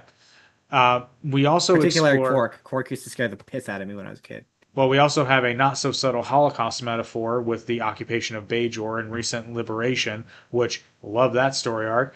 Deep Space Nine tackles religious plurality with fearlessness that I really enjoy. They Huh. don't shy away from those issues, and they never play it as religious people are stupid, Interesting. which Interesting. would have been very easy to do. That's another thing. So Star Trek is often said to be an atheist show. I'm like, No, I wouldn't remotely characterize it. Well, at least I wouldn't remotely characterize the original series as that. oh no, It's way too I many. still maintain that Captain James T. Kirk is Jewish. Yeah, whether or not he's certainly religious, I mean, he does make multiple references to He Jesus is, and God. if nothing else, he is a monotheist. Yeah, yeah, I definitely would. Yeah, definitely would say that. No, there's way more religious symbology in that original show than you kind of were expecting. We're like, oh, that's a reference to. Yeah, I always thought of the Star Trek future as being atheist. Like always, I've always thought of it that way. Like that's how it's portrayed, kind of culturally a little bit. Star Trek Deep Space Nine also gives us another instance, which this happens in Next Gen to a certain extent, but I think we actually see it might have been the first Star Trek female to female kiss. There's an episode where Really? it's contrived. It's not actually a lesbian couple, but it's contrived. But Still. it happens on screen. Wait, Um, what year was this? What year is Deep Space Nine again? Premiered in '94, I believe. I think this episode Oh, would have okay. been like '96 or '97. Okay, yeah, 96, 97 to do a same-sex kiss. That's kind of a big deal. Well, with women though, it's touchy because you can make it no It overly wasn't sexual.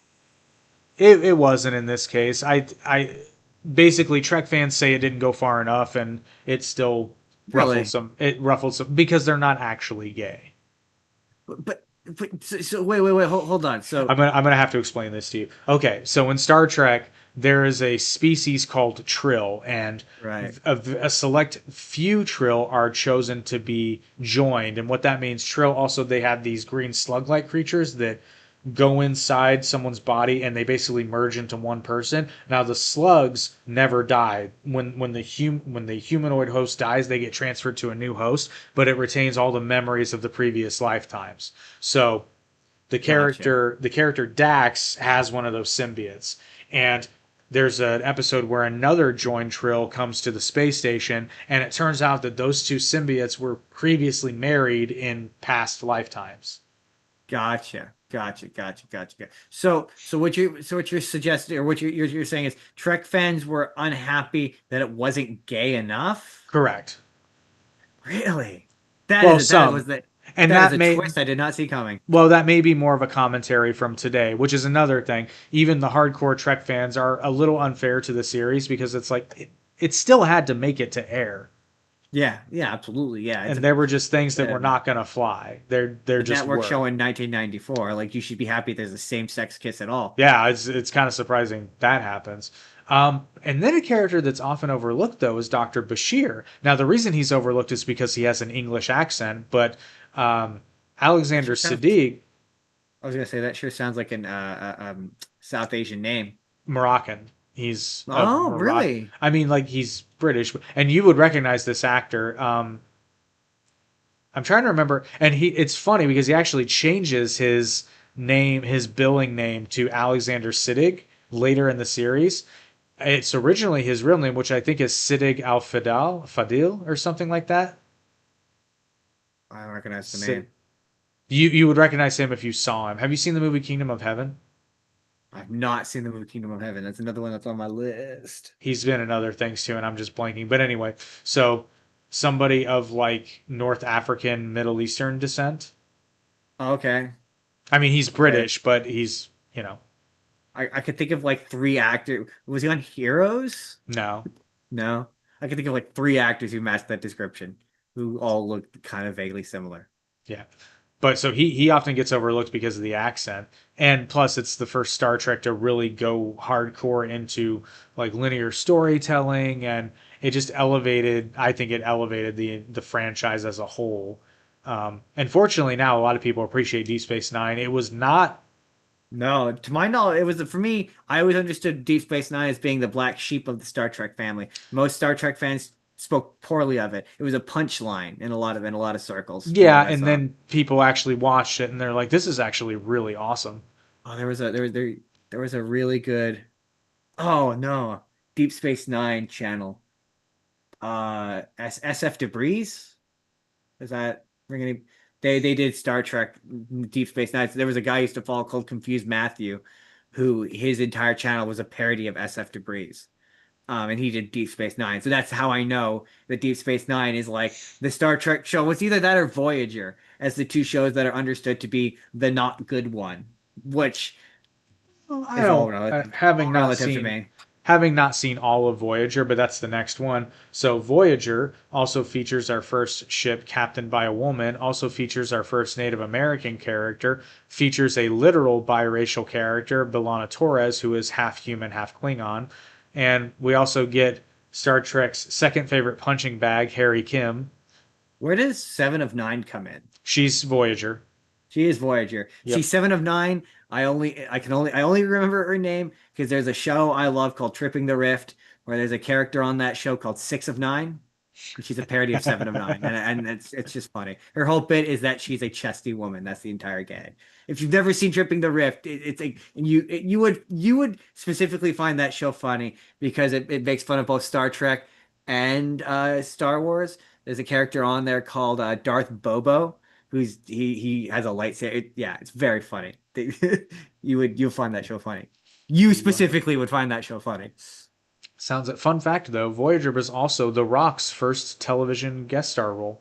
No kidding, really? Yep. What year is Voyager? Voyager must be 2000s then, right? It goes into 2000s. It started in 96. No kidding. Yep. I did not know that. Really? The first television, like, is it not first acting or first television?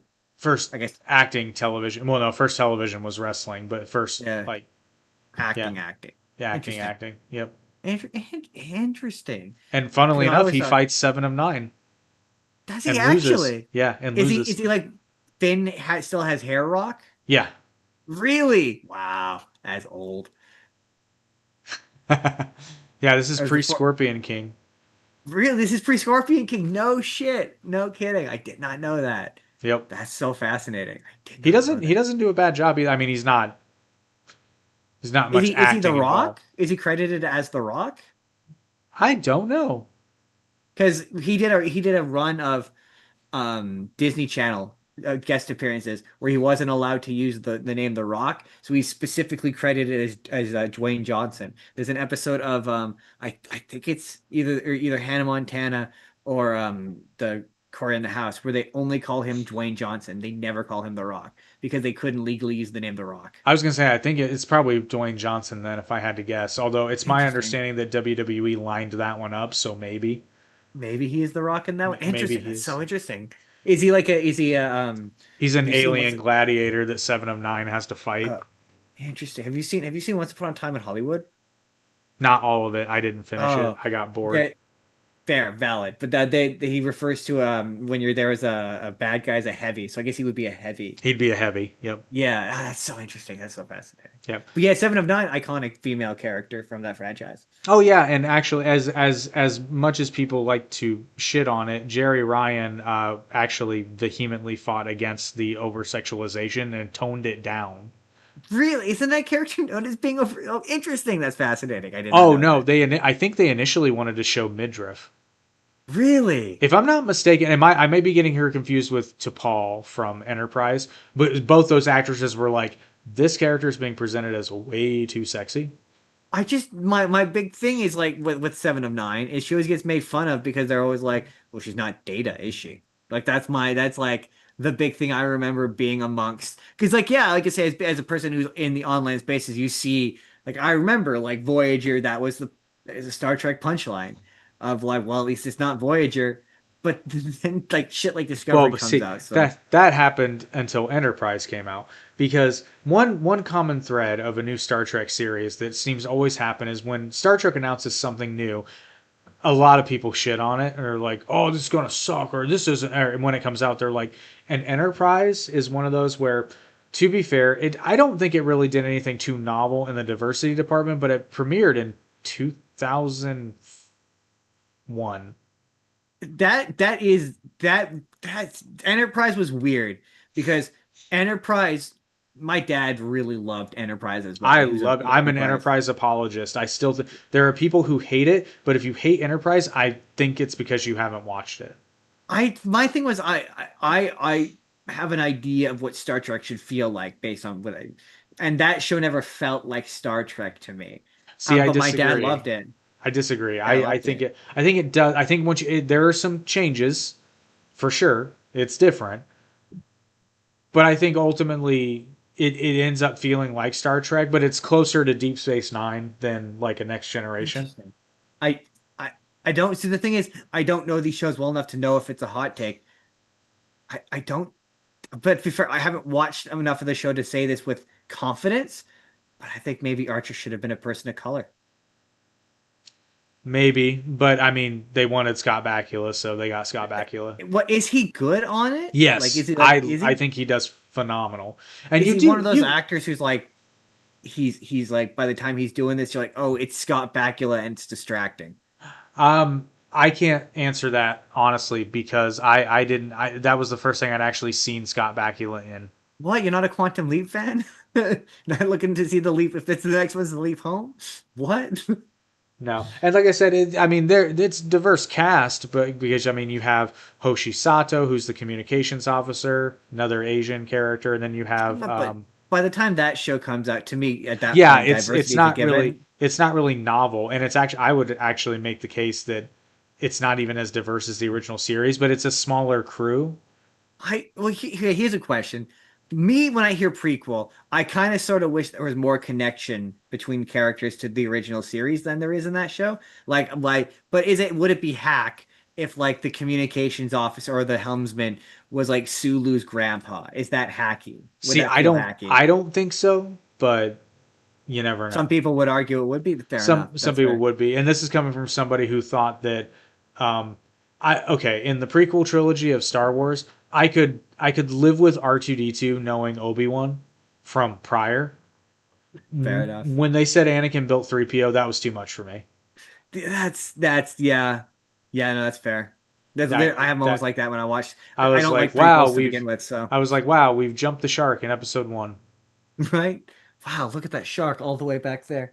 I don't like prequels generally, so Yeah. I moments like that where I'm like, oh man, that does. But also, I was 11, so I didn't think too much about it. I do remember because I went to the midnight premiere with my cousin who was a massive Star Wars fan, and I remember the movie being over, and I'm just like, well, I don't know how I feel about this. Yeah, I was 11. I love Jar Jar. I'm not even ashamed to admit it. I love Jar Jar when I was a kid. I did love that. I still maintain that's the best lightsaber duel in the franchise. It is. It is objectively the best lightsaber duel. It just it but is. but yeah, I Archer or Enterprise came out when I was a teenager, and so I wasn't really a big. I think my dad would occasionally watch the original series, and that's where I got the joke of the shot, upper shot, lower shot. Because that's what it was. That's what when he would watch it, it would just be like upper shot, chest, like that's all it was. And so yeah, I'm my I thought of Star Trek as being more like the Next Generation. That's what I thought of Star Trek as being, and this wasn't that. And a lot of people do, but where Enterprise doesn't so much show diversity of like people as much, I think it does a really good job of showing diversity of points of view that are actually confrontational, and it also does a really good job of exploring these ideas of not persecution and big, but like it does a good job of showing implicit bias before implicit bias was a buzzword thing. Interesting. I think Star Trek is really good about being about the time that it's in as well. I think that's really... Yeah. So to put a finer point on it and kind of illustrate it. So Captain Archer is like he's not a racist, but he has like an innate distrust of Vulcans, and it's not unfounded because Yeah. in the time that Enterprise takes place, he's extremely frustrated because the Vulcans are kind of intentionally holding back technology that could help humanity uh, reach the stars, so to speak. Yeah. So he already has a kind of mistrust of Vulcans. He doesn't particularly like them. He thinks they're sneaky. And then they mandate that he has a Vulcan first officer, and his first thought is that she's going to be a spy and try to do everything she can to sabotage their mission so that they have to get called back. And then in the same token, though, and this was a little controversial because the Vulcans are thought of as like this, oh, just highly enlightened people. Turns out the Vulcans are like super racist. Yeah. That I get that vibe. I got that Yeah. vibe. It touches on the conflict between the Andorians and the Vulcans, and there's a great episode where basically the Vulcans are accused by the Andorians of having a spy relay station, Yeah. and they're like, no, this is a monastery, and then it turns out it actually is a espionage station, and Archer's the one who makes them fess up to it, and T'Pol helps. So it does that in a way, and also you get to see the like the fruition of the Federation, and it's cool. It's a really good show. What year did it come out again? I Remind me. think it premiered. I think it ran from '01 to '04. That makes sense because it has I have this similar experience when I watched Smallville, where that is the most 2000s show you could possibly watch, and that's kind of what Enterprise. That's the vibe it gives me. Where like this feels like it's really 2002 to 2003 space Yeah, show. it does. It does. It absolutely does. Um, Another fun fact, though, Seth MacFarlane has a guest star role in an episode. Does he actually? Well, because I Seth did MacFarlane loves Star Trek, and prior love to Star Orville, Trek. yeah, He wanted to make actual stuff. He tried to pitch to do like a full bore reboot at one point. And they were like, no. and it became the Orville, and I was It, very thankful because in the inter in the inter in the in between years between Enterprise ending and Discovery coming out, I mean Orville. no. Yeah, that's no. I mean there was technically those Kelvin movies. Yeah, but those are movies, not series. I'm only Oh, that talking is true. series because we're talking television. That is true. Those movies, that was an example of me, but that me and Jordan talk about this phenomenon where we go, I don't know the thing, but this doesn't feel right. And I remember watching that with my dad and be like, Dad, we don't watch Star Trek, but this feels wrong. And he was like, Yeah, I know, a little bit. The first one was good. The other two, I still maintain, are not good. It's so funny because I've seen other people say that the first one's good, the second one's bad, and the third one's good. To me, it's Kirk loving Beastie Boys that just I can't. Valid. That's valid. I just can't. Not that there's anything wrong with the Beastie Boys, but like I don't see them hanging on for. I just don't see the Beastie Boys hanging on for 300 years. I just don't see it. No, people don't really know who they are now. I just. I'm sorry. I can't imagine a Starfleet captain being like, what we should jam to when we're about to ram into the ship? Sabotage. But I mean, sabotage is good though. I like. I That know. song. There's nothing wrong with the song. It just does one of these things is not like the other. I mean, that is true. Yeah, I'm. The thing is, I wasn't enough of a Star Trek fan or I'm not to be like, I disagree. I think that movie's great. Star Trek. I remember like the third one. I like it. And to be fair, I liked all of those movies. Second one I knew there was something wrong with that one, but like I still Oh, liked there's it. a there's a whole lot of things wrong with that one. But then we transition to Discovery, which I'm not gonna lie, I've not finished. I'm told that once they jump to the future, the series gets better. I I've don't heard hate it's it. bad. I've heard the first two I seasons are bad. I don't hate it. There are some good elements, particularly Stamets and Saru. Tilly's annoying as shit, and so is Michael Burnham. But It's it's also the first Star Trek series, like I said, that shows that shows openly gay characters as a couple, and it yeah, okay with also that. is the first one. Michael Burnham's not a captain yet, but she apparently becomes one later. So it's the first time we see a black female captain. And episode one opens with an Asian female captain. So there is that. See, it's interesting that you're more even minded with that show than I expected you to be because like My vibe of it was that she's the captain because it's 2020, when did that show came out? Like 2016, and we must have a female captain who's of color. Like it had that vibe to me, Well, like where it didn't feel organic. it kind of does because, and this is not a dig on Sonequa Martin Green. It's the character.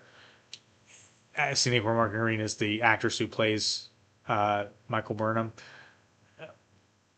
Plot armor is not the right word. There's a lot of like the writers need her to be at the forefront, even when it doesn't make sense for her to be at the forefront of the story. Yeah, just let things happen organically in your story. Like you like I don't need you to tell me that she's put upon because she's a woman of color. Just have her be put upon because she's a woman. You know what I mean? Like Yeah, I don't need you to spoon feed this to me. I like that's what Discovery comes across as. I can't say that it is that, but that's what it looks like to me. it's funny. Discovery does this thing where right when I think it's gonna start like really sucking, they do a run of good episodes, and I'm like, oh, and like I said, I came for Star Trek and I stayed for Saru. Interesting. Interesting. Interesting. That's so fascinating because yeah, I've heard such bad things about that show. I've Believe heard me, like there's it has problematic elements, but I stuck around for Stamets and Saru, and despite the Tilly of it all, I just there she's was she's not so annoying that it takes me out of it, even though she is incredibly annoying and has way too much responsibility for a cadet. there was a number of there's a podcast I listen to that they're generally a positive kind of couple of guys who they mostly come at things positively, and they were like Orville is better Star Trek than Star Or Trek, and Orville, that's what made me go, oh yeah, this is bad. there I will not sugarcoat that. Orville is way better Star Trek than Discovery. And like I said, I could have gone the rest of my life without seeing a not tastefully done Klingon sex scene. Not for me. No, me that put I'm I don't immediately know put who that off. was for, but it certainly wasn't for me. People who like freaky stuff with Vulcans. Well, I'm guessing so because Section 31 for whatever reason is clad in what I can only describe as super skin tight black leather for no reason whatsoever. I mean, it's funny you mentioned I'll do a problem real quick. There's a show for Doctor Who called Torchwood, and I don't know if there's equivalent to this in the Star Trek universe, but it's basically like Doctor Who is a kids show. The Torchwood is for adults, and there's this in the second episode. There's an orgasm monster that causes people to die because they come too hard. It's the stupidest thing alive, and it's very bizarre, and it's particularly bizarre because Doctor Who is usually for children, and it off puts me. And Yeah. that's what you're describing Klingon sex scene reminds me of, where I'm like, I don't need this in Star Trek. Star Trek is usually a But PG affair. it's also and the reason you'll really hate it is it's framed as non-consensual. Don't love that. So why Don't they're love showing that. me this, I don't it turns out it is consensual, but it's in the moment it's presented as non-consensual. I don't like consent when it's dubious. I like Yeah, my it's consent clear, concise, clear, you know, yes, yeah. enthusiastic, yes. Yeah. That, to be fair, there was enthusiasm from one party, just not the one you'd want. Mutually enthusiastic consent, if you prefer. Yeah. So yeah, I can't give a verdict on Discovery yet, but I think it'd be low on the list. So is Brand New Worlds? Is that Strange New after Worlds. Strange New Worlds? Is that after or does Yes, Lower it's Decks come before after. that? That's No, after. low. Okay. Oh, okay. Hang on. Are you talking about production order or chronological order? Release order. Lower Decks would be next, I believe. Yeah, because I know that Lower Decks takes place in the far future. Yeah. Okay, yeah, Which apparently they bring a character from Lower Decks into Strange New Worlds, and I'm real yes. excited to see that I've because seen clips of it. It's Jack Quaid. Jack Quaid's amazing. I love Jack Quaid and everything. yep. Jack Quaid can do no wrong. He's the only Nepo baby I will accept. I now understand the context of this clip where he apparently throws his leg over a chair and goes Riker. Yeah, yes. I've seen it. It's great. I've seen so many clips. The thing is, I want to watch Strange New Worlds, but I don't want to watch it without all the history to inform the references. But I've seen so many clips of it that I don't understand. It reminds me of. It reminds me of. Did you watch Buffy the Vampire Slayer? Like maybe Uh, no, not there's been even a one couple of episode. clips. that made me think of like I saw a clip where they were just puppets for some reason. Like I'm like, why are they puppets? Why are they puppets? There's another episode where it's just a musical. Yeah, And there's a I'm like, musical Haley, episode. we need to get Haley involved in the. Oh, I've seen two she doesn't know it yet, but she's gonna be a guest star on that episode because there's when two. we're fucking 50. Well, did I send you there's a Star Wars musical called Con, a Star Wars musical that was off Broadway, that is basically the plot of it's done by a guy named Brentalfloss, and it was off Broadway. Have I not sent it to you? Yeah, it's Wrath of Khan, and it's really funny. It's really good. Um, but yeah, I saw that clip of Strange New Worlds, and I was like, why are they singing? Why are they singing? What is this show? I want to watch this. I'm instantly into this. Yeah, and Um, Lower Decks was a show I thought I was gonna hate, but I've seen a couple of episodes and it's good. it's a little Star Trek by way of Rick and Morty for me, A but little, yeah, but I like Rick and Morty, but it's a little too much. They're trying a little too hard to be like, ooh, we're tongue in cheek. Um, but I also again really like Jack Quaid. Cannot stress that enough. So I'm willing to give it a shot. Also, I have a millennial sense of humor, and it looks like it has that in spades. yeah, absolutely does. Well, it also rewards you for being a giant Star Trek nerd because a lot of the jokes are deep cuts. Yeah, absolutely. And I know that the Riker joke. I know that that episode was directed by Jonathan Frakes, wasn't it? thank you. Yeah, he directed that episode, so he fully endorsed that moment. Yeah, Him absolutely. and Brent Spiner have a podcast, which Yes, I I've seen clips of it, and yeah, is it it's first of really all, interesting. Jonathan Frakes is just simply delightful. I mean, him and Brett Spiner are simply delightful. This is true, but I mean, I have a special reverence for the man who brought to life vocally David Xanatos. I mean, yeah. I mean, to be fair, Brett Spiner also did Puck, but That's true. I forgot about that. Yeah, I did forget that show about is that. like 90% Star Trek: The Next Generation. It really is. Marina Sirtis does Demona. Yep, yep. Keith David, who is a national treasure far as I'm concerned. Yep. But yeah, see, Star Trek informs everything. It really does. Like one day we should do a podcast where we do 6 degrees of Star Trek and we see how many. Oh God, How that's many? gonna be so easy. I know it'd be fun. Yes, we But should like, though. That sounds. Maybe that'll be a special episode of the Final Frontier. We'll just do one for fun. yeah, exactly. I think it'd be fun because yeah, so many things you're like all in some fashion or another ties back to Star Trek, and that's why I like Well, geez, doing I can link Star Trek to Will Smith in one movie. one movie. Brent Okay, hold Spiner's on. in Brett Spiner's in Independence Day. He is in Independence Day. You're right. He is in Independence. I completely forgot about that. I like that movie. But yeah, yeah, I learned the other thing about doing Final Frontiers. I learned something. I learned stuff all the time doing that show. I'm like, really? I did You not know always that. you learn it whether it's a bullshit Star Trek thing or actual science. Right? Yeah, we do science on that show because science rules. Well, we do We science is it's a little strong, but we occasionally bring up science facts, and then we flash to Bill Nye going, "Science it's rules." rules. But then then your next series, I do believe after Lower Decks, was the premiere of Strange New Worlds. But in shoehorn in there somewhere, and I don't know because I haven't seen it, is Star Trek Prodigy, which actually was a Star Trek kids show. They got canceled. Really? Never heard of this. I think it did 2 seasons. Really? Oh no, Never heard of maybe this. it only one. Maybe there were two planned. I can't remember. Um, Interesting. but the weird thing is, everybody I've heard talk about it who's seen it says it was good. Do, do you think because I've seen some people say this because they've cast a Kirk and they've cast a Spock. Do you think Strange New Worlds will eventually wrap around and just be a remake of the original series, or do you think that they'll eventually do a spin-off of Strange New Worlds and it will be a reboot of with the all the various because yeah I heard that they cast a Kirk, they've got a Spock, They've and I got an think they've got Uhura, they've got a Chapel. do they? Okay, I Yeah, didn't know that they had a Uhura. I think pretty sure they got a Sulu too. that I don't know if they've done yet. Um, I mean, they could, but I'm gonna be honest. I hope they don't.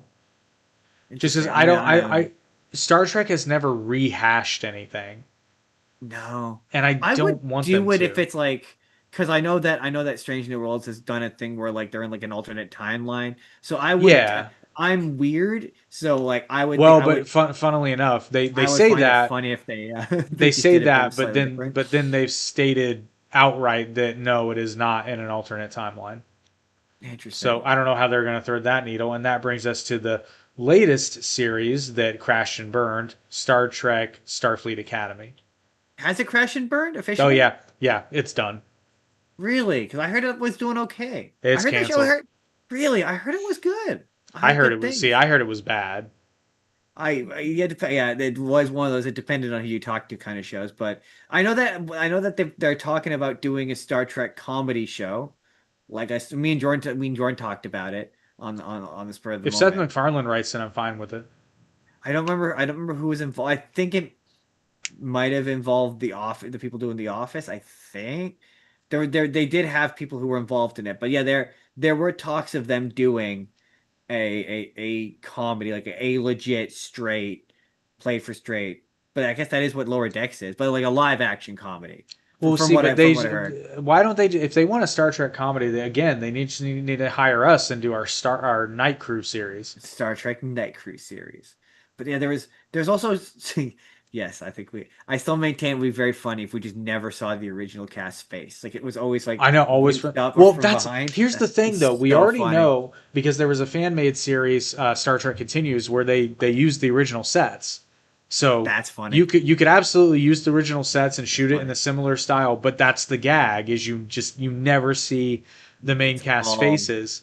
it's all body doubles. It's all body doubles and upper leg. Yeah, I think that would be so funny. Like don't recast anybody. And anytime you have to use archive footage. Anytime you have to, Yeah, you have the minute. I I think still that would be I so still think funny. my favorite joke about all that every idea we've come up with I still think is that the ship has a librarian and well and there are two shifts see so the day shift librarian is LeVar Burton Yes, and then yes, yes. the night shift librarian is a sentient Jack Russell Terrier. Both of those jokes are purely for millennials and I am not ashamed of it. I'm not embarrassed of that. I think that's funny. I think it's a funny joke. I think every joke we've done about that is excellent. And I think the thing is Star Trek is they're just now I think becoming comfortable with laughing at themselves. They for many years took themselves too seriously. Certainly by next generation standards. I think the original series has some tongue-in-cheek moments, but Yeah, you're yeah. not wrong. It does. Yeah, that's fair. I think to be fair, I think Star Wars has a similar phenomenon. I think Star Trek probably hit that sort of next generation was maybe that of it's people who grew up with Star Trek who think Star Trek is smarter and cooler than it actually is. Yeah. Well, Gene Roddenberry, which leads us to so I mean I think we've illustrated a number of cases, but I mean Star Trek has changed television forever across its various Science incarnations. fiction changed science fiction forever, Very generally. very much so, but not all is roses and Romulan ale because as if you watch the Final Frontier, you know that we occasionally have some hot takes. So here's my hot take: Gene Roddenberry can't write for shit. No, he cannot. That's not a hot take. It's just an incredible. Why are you booing him? He's right. He's right. No one's booing. No one's Now, booing because because they all know nobody, you're right. well, and to illustrate my point, Every episode so, he's written we've done is bad. it's dog It's shit. bad. It's been bad. Nobody can name me an episode that he's written that's considered even good, much less great. And even Star Trek fans agree that once he was no, and I mean, I don't celebrate the fact that he passed away, but TNG didn't get good until he wasn't involved anymore. You're not the first person I've heard say that. I've heard lots of people say that once Gene Roddenberry got kicked off of Star Trek is when it got good. I don't necessarily agree with that, but I will say I consider myself to be as neutral a party as you could possibly get. And every time there's a Gene Roddenberry episode, I'm like, this is bad. And I didn't know it's sort of like that moment in How I Met Your Mother where the glass shatters, where Yeah. I didn't notice it until you pointed it out, and I was like, once I noticed it, you can't unnotice it. Well, He has now we have an expression that this is some Gene Roddenberry shit. So if yes. anything is problematically super sexist or weird or overly sexual for no reason, because apparently Gene Roddenberry was a massive pervert and people knew about it. Yeah, there were some uncomfortable, like non-consensual moments that I was not expecting from Star Trek. And Like, whoa, Star Trek, I was nonsensical leather pants for no reason. right. Hey, she pulled off those leather pants. Well, eventually, yes, but that's off screen because I thankfully mean, Gene Roddenberry lost that battle.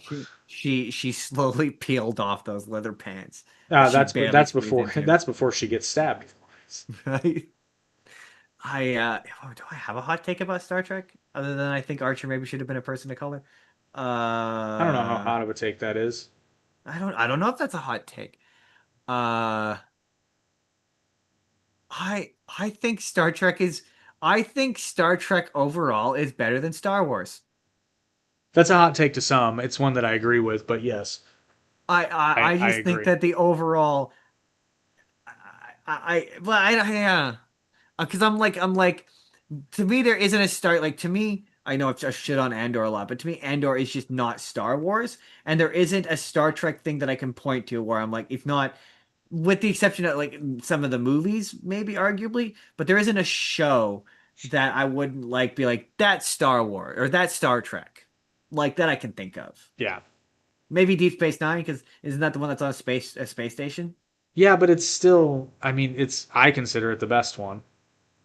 That's valid. But I mean, if your metric for a good Star Trek show is it takes place on a spaceship, the Maybe. best then maybe, but there isn't a moment in that franchise where I could be like that is unrecognizable as Star that I could No, it think doesn't. of. It doesn't exist. I mean, Again, other I than think Discovery might be the basically the closest movies, you. but I think this Discovery might be the closest you get to that, but it's still very much Star Trek. see that if anything else, that is the most interesting take to me because that's not the vibe anyone else has ever. You're being very fair-minded to a show that has gotten absolutely demolished over the years for me on the Well, internet. but Seeing so many people say it's bad. if you base it on episode one, yeah, it's horrendous. Okay, fair. That's valid. It's one of those shows that makes sense. But I mean, like, watch the first episode of Star Trek: The Original Series. It's horrendous. That is true. I mean, the if the well the Pike pilot is bad. That was bad. That Yeah. was I get why they Well, didn't but pick the even out of context, like, if you only watch The Man Trap, which is the first episode that was aired, like, it's a weird show. yeah. I mean, I don't know. I remember liking the first Kirk pilot, the aired one. I remember liking that one. I remember not disliking that one. But yeah, that's valid though. That no one has a good pilot. No one has a good pilot. No, it's well, actually, I take that back. Deep Space Nine had a really good pilot, but I don't even know if you would consider that a pilot. It wasn't Deep Space Nine? Didn't it have a backdoor pilot? And wasn't it one of those shows? No, no, No. it Oh, wasn't. fair enough. Fair No, enough. but I will say, actually, the Final Frontier had a pretty good pilot, Sexy Green Pilots from Outer Space. It's pretty solid. It's pretty solid. I mean, It's not I do. perfect, but It's not perfect. No, I mean that was when I was like, you know what? I'm just gonna do what I do on the spur of the moment and just wing it. And then it became immediately apparent that that was a bad idea. That was also the moment I decided I needed to watch the episode day of, because otherwise, it's if I watch it a couple days beforehand, it's all gone by the time we're recording. right. Yeah, that's a problem if we've had to delay recording. I'm like, now who is this Right? person? Right. I'm like, oh man, I need to watch this day of. Otherwise, well, currently my mind is awash with Spider-Man. So I'm like, Oh, all right, Gwen Stacy or Mary yeah, Jane. Mary Jane. No, I'm currently watching. I have to watch the Miles Morales one. So it's Have you no, it's seen it Gwen then. It's already? Gwen Stacy. I have, yeah, I've seen both of them. I was gonna So I'm say, yeah. rewatching it. You're in for a treat if you hadn't watched them, but you're still in for a treat. But Yeah. so as to not talk about Star Trek all night, and No, we could. my wife. Yeah, we absolutely could. And my wife is a wonderful, wonderful, patient person. I believe we've illustrated at least a few examples of how Star Trek has changed, but you could literally have this conversation endlessly. Right. So And impacted culture. That was the big thing. It is impacted culture. people who've never seen Star Trek know what this is. This is true. This is true. Case in Everyone point. does. Everyone does.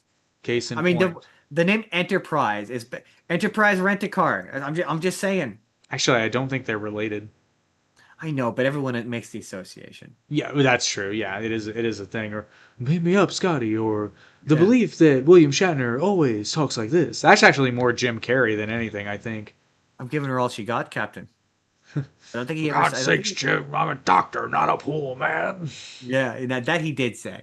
Yeah, But he but says that quite a I bit. one of my points of personal pride is I can still do that entire monologue from Ace Ventura when he's doing the Captain Kirk bit.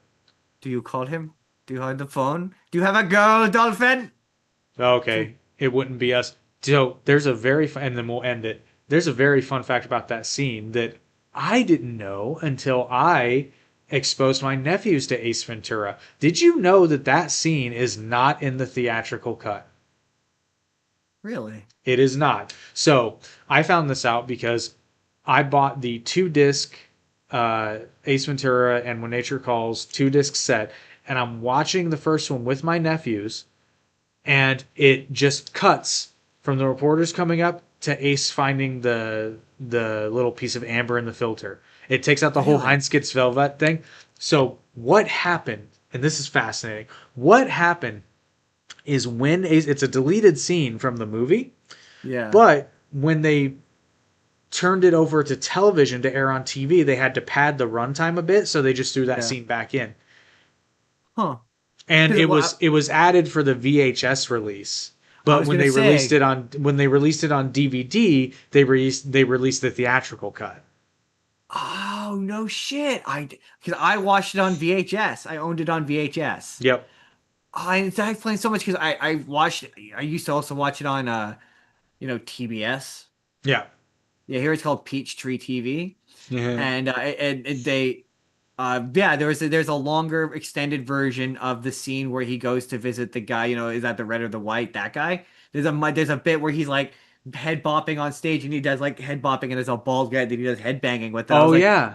I've never seen this scene before. What? And he stage dives and I was like, what is this shit? I've never seen this before. There was a bunch of them. There's a bunch of deleted scenes that got put into the TV version. It was very Yep. strange. And I was wondering, so that's so interesting. I didn't know that. So I'm Wow. I'm sitting here sounding like an idiot trying to explain this. I'm doing the scene because I know that monologue too.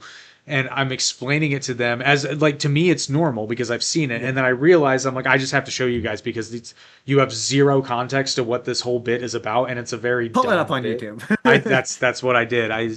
But I mean it ruins it when you don't see it in the movie because they're like that's not No, funny. I'm like no, but it's connected.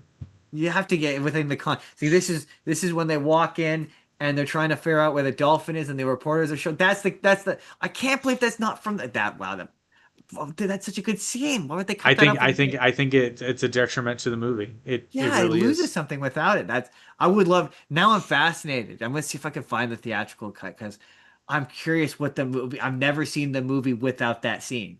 Yeah, it's a real, and it's probably because I've seen it. It's really jarring because it just cuts to Ace looking in the filter. Yeah, that because without that scene, he has no reason to be in the tub, whether than a Oh, tank. he's in the tank, but all it does is the reporters come up, and then it cuts to him just going through Does he the does he still do the William Shatner? I don't have the yes. power cat. So he just doesn't do the bit where he hops out of the tank. You And goes, I'm don't see Heinz him. with Velvet. Yeah, you don't see him get out of the tank. So it's a really jarring cut because as Yeah, far as you're concerned, he's still in the tank. You never see him get out of the tank. but so it cuts from that would be very jarring. Yeah, I Yeah. don't get why they cut that. That's weird. Well, because that scene works That is because weird. he has to have an excuse to get out of the tank in front of the reporters. Exactly. Yeah, yeah. Which I guess is why they left it in for certain cuts. But that's bizarre. 90s was a weird time. Editing really weird was. back then. But I digress. We've been at this for almost 2 hours. So I will do my beautiful wife, actually a little over 2 hours. So if you haven't already, you should check out the Final Frontier podcast because I mean it's funny. And you should also check out Visor.ai. You will thank us later. And we'll see you guys next time. I don't know what we'll be talking about, but check out the Spur of the Moment podcast on Sunday too, where we're apparently going to be talking to Spider-Man. Jake's gonna be there to flip and talk about Spider-Man. Flip, and flip. We're gonna hit 10 Spider-Man, no 11 Spider-Man things. There's gonna be 11 of them. That's a lot of Spider-Man things. There's a lot of Spider-Man things, but they're going to be grouped together by Yeah. era. It's going to be all thing. Anyway, Sunday, we're going to be there. But yes, watch Star Trek. It's the best. And we'll see you guys on the next episode of the Arete Podcast. Until then, Watch Long and Prosper. different show, but